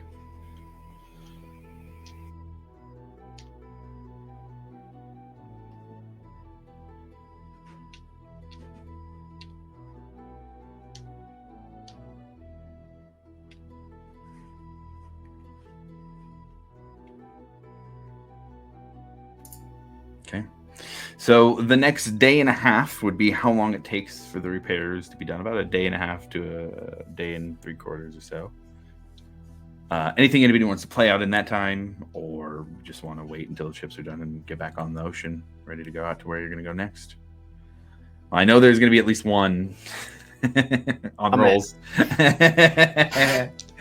ahead and give me some Arcana rolls if you want to try and get that second success. All right, so Arcana first. It's a 16. 16. Yeah, I gotta get a little higher. Yeah. With these, I would say you can augment if you want to get some help from other people. That's in the cards. Yeah, I would definitely try and find Varric for the for both, like, just the studying of the navigation as well as the Okay. I'd say we already did the spell roll for the day. yeah, spell roll, and then it would be navigation, and then forgery would be the forgery three that as I'd well. like to Yeah, do. that's right. Okay. So Varric, if Varric's available, that's If you're down to, you know, have a secret Yeah. meeting. Do some Go secret ahead, stuff. go ahead and do the rolls. Instead of guidance, though, I've seen that it hasn't panned out too well using that. So instead of using a little bit of the divine, I'm going to try a little bit of the arcane. And I am going to hit you with some enhance ability and give you Fox's cunning. Like Milo's brain lighting up like fireworks. Which, yeah, it'll give you advantage on intelligence checks. Yeah.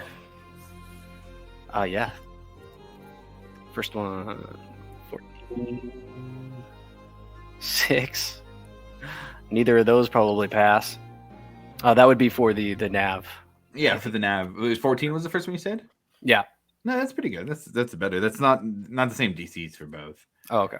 I would say that at this point, 14 isn't enough to make you proficient yet, but you have learned enough that you can continue your studies. I would also say that Zusumir would bring a book on this last day and say, I guess I got a little drunk when we started, so here, you can have this. This will help, I guess. Thanks, Susumir. That actually that means a lot. Yeah, I don't know. Look, it's not as good as remember, practical experience. It's not as good as practical experience, but it'll help. I appreciate it. I feel as if I've gotten to know you pretty well over the last few days. I don't know if you remember any part of it, but good luck with the gout. Yeah, you're welcome.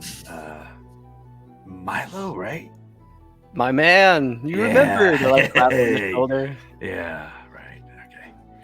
Hey, on a serious note, keep my friends safe. I mean, that's the plan. That's why I came to the best, right? Plans are worthless. Planning is everything. I feel as if I am an excellent problem solver. Good. Because I'm coming after you if they get hurt. Noted. Yeah. I'll keep that in fucking mind. get Thank you. Thank you. All right. We're still pirates. Ending on a happy note then. Okay. And then forgeries, I think, was just you guys. Yeah. And was there an option between... Well, never mind. I'm going with intelligence because he's got the buff.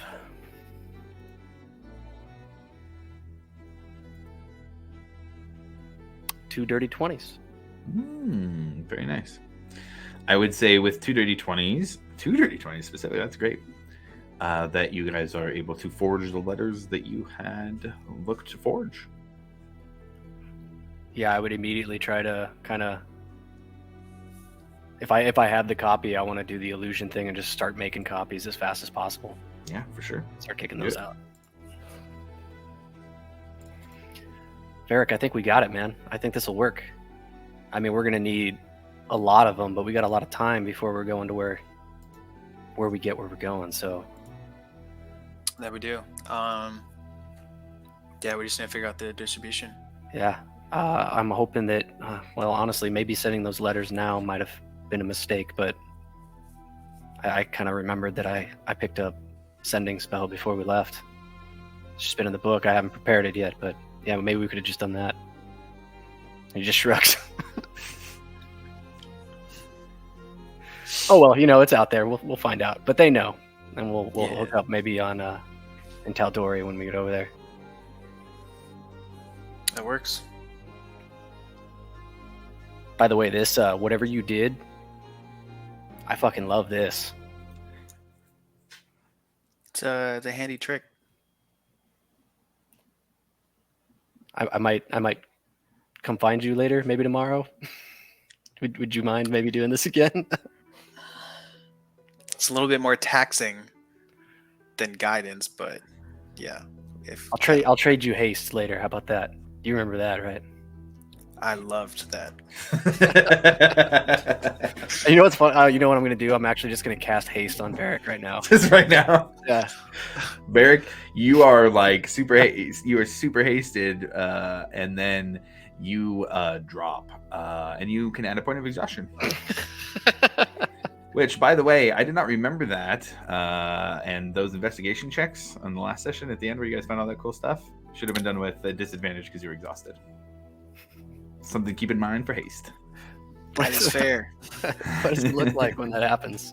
But it's okay though, because I was helping him. Well, that's true. Would have been a straight roll. Trying to turn Varric into a haste addict. How long does that last? Is that a minute? I think haste is a minute. I think you're right. 1 minute. You got 60 seconds to just run around the boat. Yeah, so Varric, you feel great, and then you feel terrible for the rest of the day. Thanks. Was it not the same? I thought it was going to be great, man. No, it wasn't. He writes the, you know what? He's going to write that down in his journal, like his notebook. Terrible after 60 seconds. Okay. Anything anybody wants to do for the rest of the time here, getting the repairs done? I think I would try and gather everybody into kind of a area that there's not a lot of traffic. That would probably be best outside. It is kind of like you can go out and there's kind of a beach on this little bay area. It's actually really nice. You guys are out here. It's just, it is really a quiet and calming experience being out here. There's just a little bit happening. There's the work on the ship, I should say, and it is a calm, peaceful, very, very nice place to be. It's very scenic. There's no busyness. There's not a bunch of people around you. It's great. But yeah, I would try and gather everybody over there just to, discreet meeting. As long as everybody would want to go. That's up to you guys. Yeah, whoever wants to go can call it out. Yeah, I'm going. If he asks, I'll be there. Yep.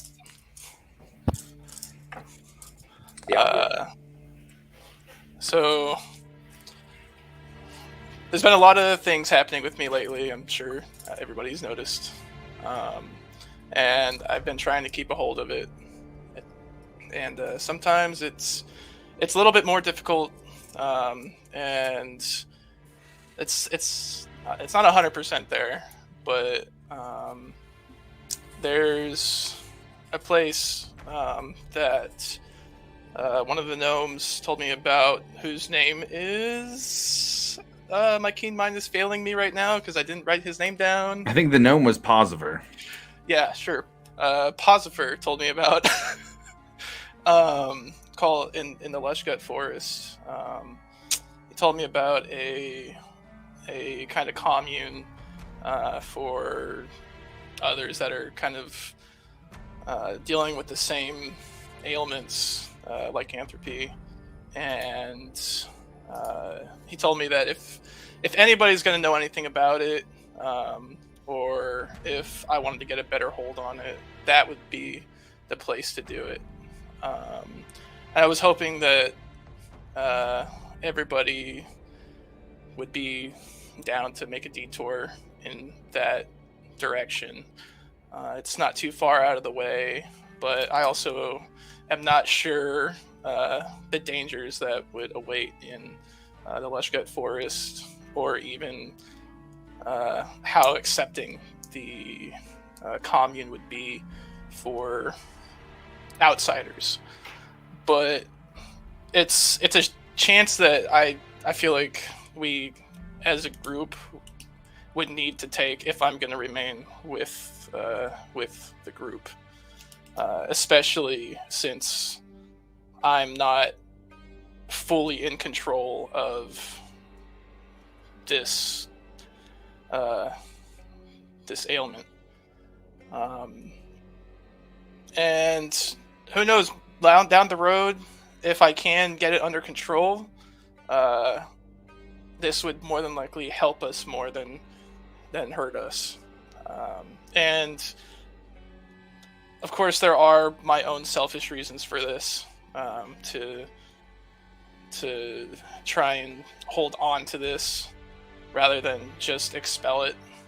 But it is more than likely going to be temporary. Eventually, I probably will want to get rid of it. But right now, I think it helps more than hurts us. What do you guys think? I mean, just out of curiosity alone, yes, man. Absolutely. I had a feeling you'd say that. I think the biggest opinions that I want to hear are from Varric and Breck. I mean, Varric, I'm sure you'd be fine with getting to some solid land under your feet for at least a short amount of time before we get to Amon.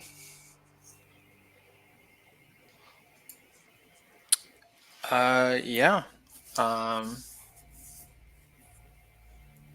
If we are going that way, I guess I'll raise you my own little side quest. The Pallid Grove isn't too far from here. Oh yeah. Milo would be excited about that. If I know, would I even know what the Pallid Grove is?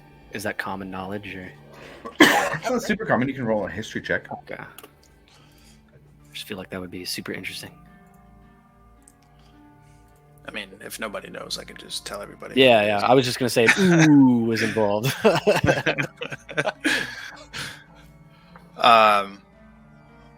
I've never been myself, but it is where my people originated. I don't know who's left or what's even left there, but I guess I'd be curious to find out. Was there some kind of thing that happened there? Oh boy, I had to look up the history on that. There's definitely stuff that's happened there. Oh, for sure. Tell me later. Would Varric have endeavored to find that knowledge out intentionally?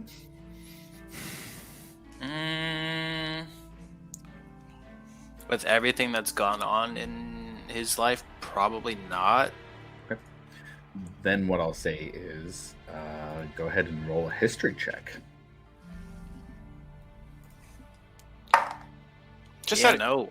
just out of curiosity, if it was something big that happened there, with proficiency in history, was there something that I would have heard about it? I'll let you roll as well. And if everybody's here, then everybody who's proficient in history can roll to see if they know about the Pallid Grove. 14. Okay. 14. Let's see here.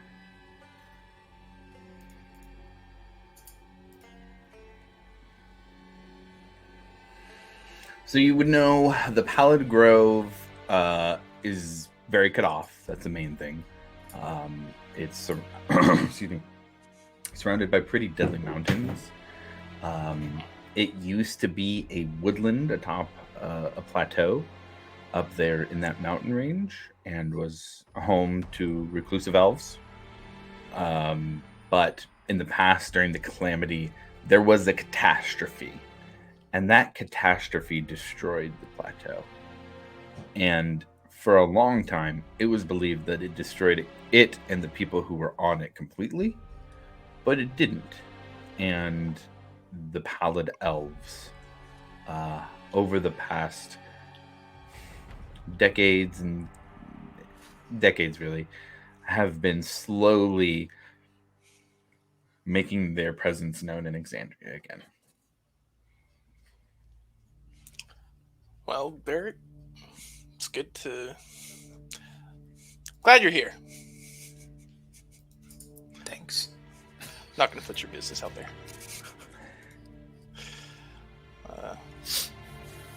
Well, I'm down to help you out with that. Breck, what do you think about all of this? Well, If you're asking me if I am down to go on a nature walk to meet a tribe of nomadic werewolf people, then I am in. Well, I'm very happy to hear that. I have a request for Varric. I know you're good with metalworking. In the meantime, until we hopefully make it there, would it be possible for you to fashion some chains and cuffs? I don't want to have any instances where I lose control at night. And for the meantime, I've been able to meditate through it, but I don't know how long that's going to last. And if you could help me out with restraining me throughout the night, I think that would probably be best. Do we still have that pair? I think so. You're talking about the dimensional. Yeah. I think so. I'm pretty sure. Yeah. I don't think anybody had technically claimed them off of Chris's dead body after you guys killed him, but yeah, you have them with you. God, we used I them. feel on like we've Ophelia, used didn't we? them. Oh, you have. No, that's right. Yeah, you used them against Zarm too, the brother of the dead one you killed. And Ophelia Mardoon, right? Yeah, we used them on Oh, yeah, Ophelia. there you go. Yeah, you guys I used feel like them. we keep Yeah, you using got these. They're a staple for sure. them. For sure. Are they like magic? Yes. Oh, good. That'll definitely help. You guys are, so just to give you guys a little bit of an idea for planning at this point, if you were to travel by foot to the Pallid Grove, you're about within a 10-mile, give or take, about 85 miles away. If you were to travel to Lushgut by boat, like if you go from where you're at through the bay that is kind of south of the barren shores there, then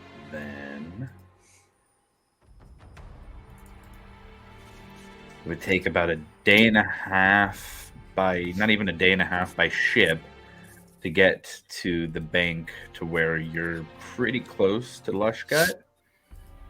So a day and a half to get there, and then Lushgut is only 20 miles or so from the edge.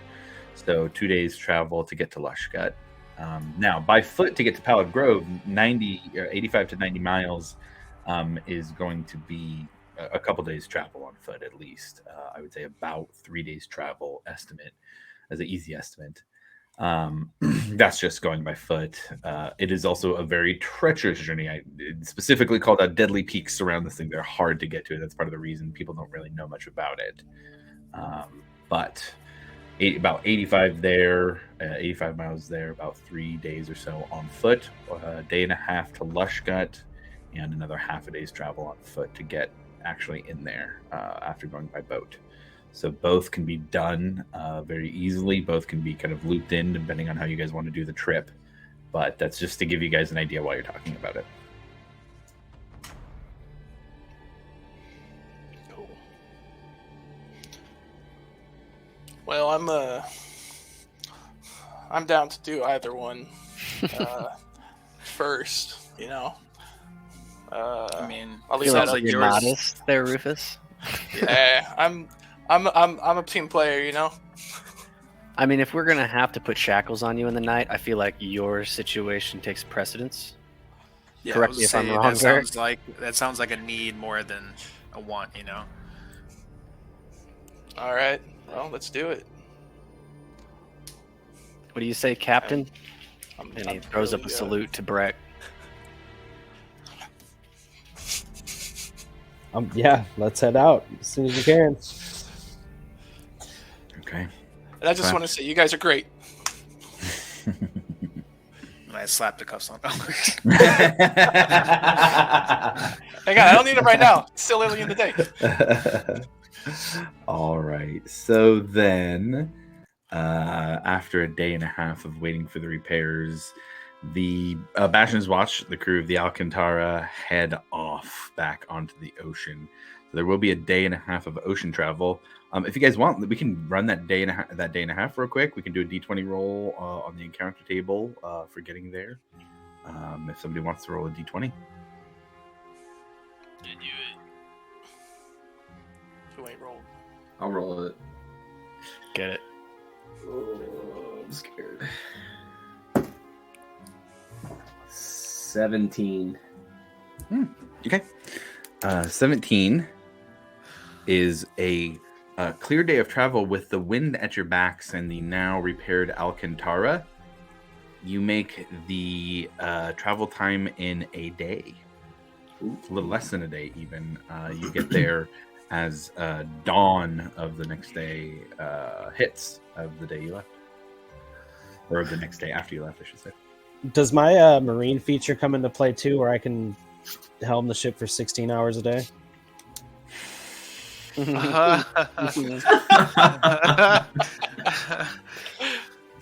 So, what I've been doing is I've been calculating based on just general rules for ship travel. I was not considering that at all.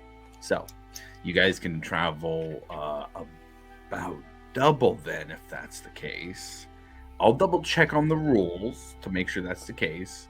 But if Brett can be at the helm for twice the amount of time each day, I think what that means is you guys can travel 240 miles about per day. I'll do some double checking Jesus to make Christ. sure that's about it. But that is super quick, especially now that you've got the blessing of the Wild Mother here. That's insane. Quick note as well. Breck and Grim, you both have the respective ships in your extras.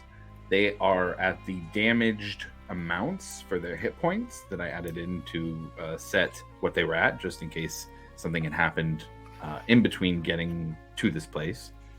So we knew the hit points for those ships. You can now set them back to full health. Love to hear it.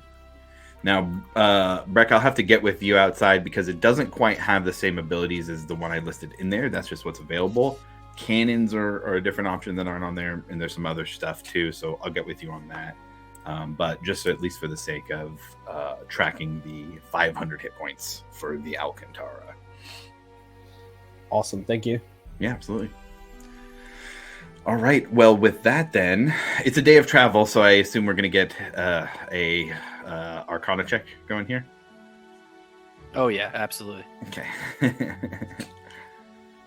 me guess, you need help. Not unless you want to burn it, because we might run into danger, Varric. Do you think you can handle that? Let's see. I dare you. You dare me. 17-year-old, he's like bouncing back. I dare you. Did we have a long rest? I would say so. From whenever you were at, you could have marked a long rest to this moment now. Yeah, this would be as a fresh. Oh, I mean after the point of exhaustion he gave me. Yes. Okay, cool. God, I hope so. All right. Yes, you have Fox's cunning. All right. I will go with I'll go with the nav first. Okay. That is it's a dirty 18. Dirty 18. Okay, got it. So with the dirty 18, this has now been 5 days of you studying navigation, including with a navigator. The rolls have actually been getting successively better. That actually, I like the flavor of I didn't that. understand it at all Yeah, at the beginning. I'm gonna be honest with you guys. Yeah, that's. You can go ahead and mark proficiency with navigators. Hey, appreciate that. And then I am going to go ahead and roll on that that spell that I was. Mhm. That's Arcana, right? Mm-hmm.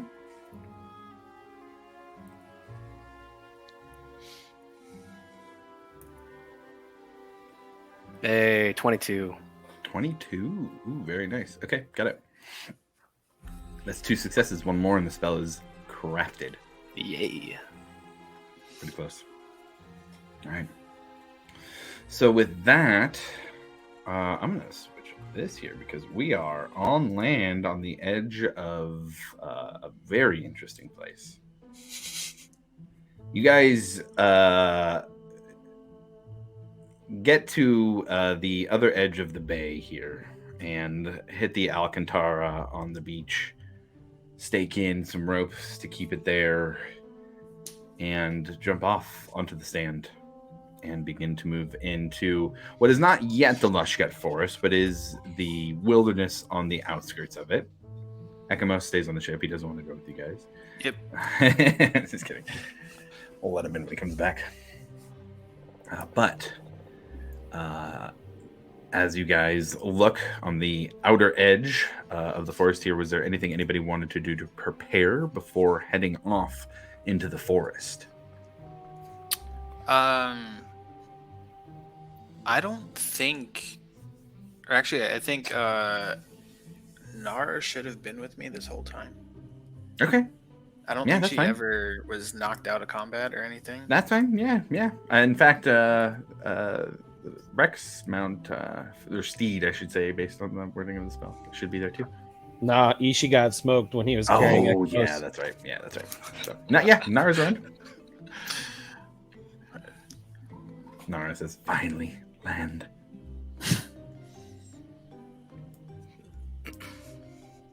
Should we have people stay on the ship? Like, Morgana and Mumble? That's kind of what I was thinking.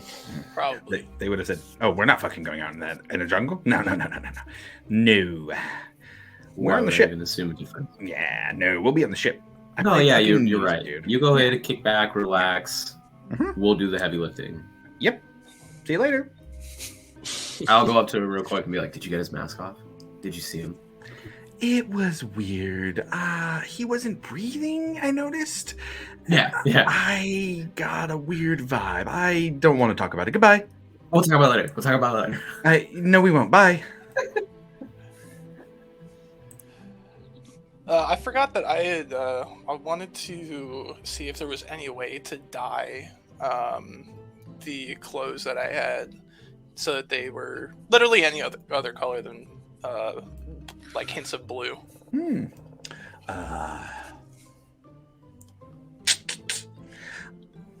Why? Blue's awesome.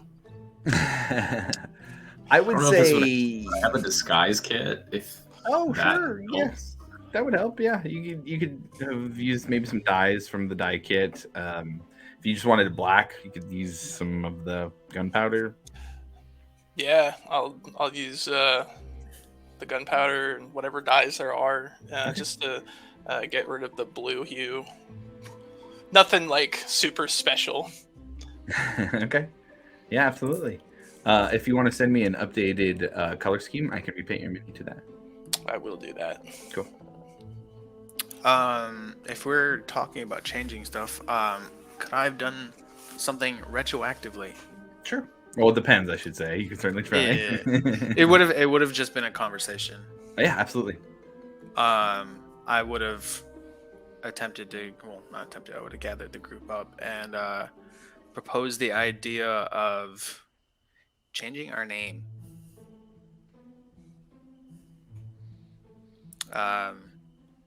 With the idea in mind that we're kind of wanted. So it's probably not wise to keep going around saying, hey, we're Bastion's Watch. I mean, I agree with that. Yeah, I definitely agree with that. Not even technically watching Hope's Bastion, so I mean, I want to, but yeah, I mean, it's a name. Obviously, I would love to get back to, but the circumstances right now don't really allow. Plus, I feel like this group has changed a lot, so maybe the rebrand is got new faces. Other people have left. Any ideas? That's all I had. I honestly had nothing in mind. It was just the thought of probably should have that target on our back right now. We can work on it later. Workshop it, you know. Yeah. Varric and the Pirate Boys. Ooh. The Lost Boys. Yeah, I like that. Varric and the Pirate Boys. We got Johnny Grimm and the boys.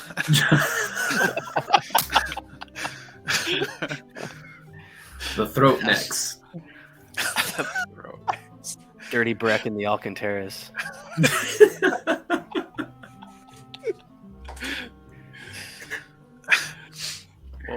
We'll figure it out. But Dirty bracket. I'm just like smelling myself. That's my favorite one. That's so good. Oh man. He only stinks when Ekamos is next to him. that's a throwback. Easy.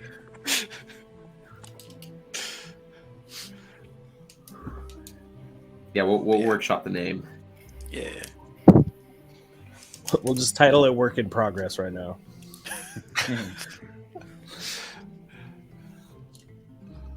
Okay, so with that, everybody heads off to the outer edge of the Lushgut Forest. Not yet the thick jungle that it was reported to be, but enough that everybody should at least be keeping an eye out for the things around them. And with the tribe that Poziver had hinted at out in the direction that everyone is heading, I think that's a good spot to end the session for the day. Oh yeah. Right. For everyone watching or tuning in to the VOD afterwards, thanks for following along. We will catch you in a couple weeks to see what they do back on land in the Lushgut Forest. Catch you next time.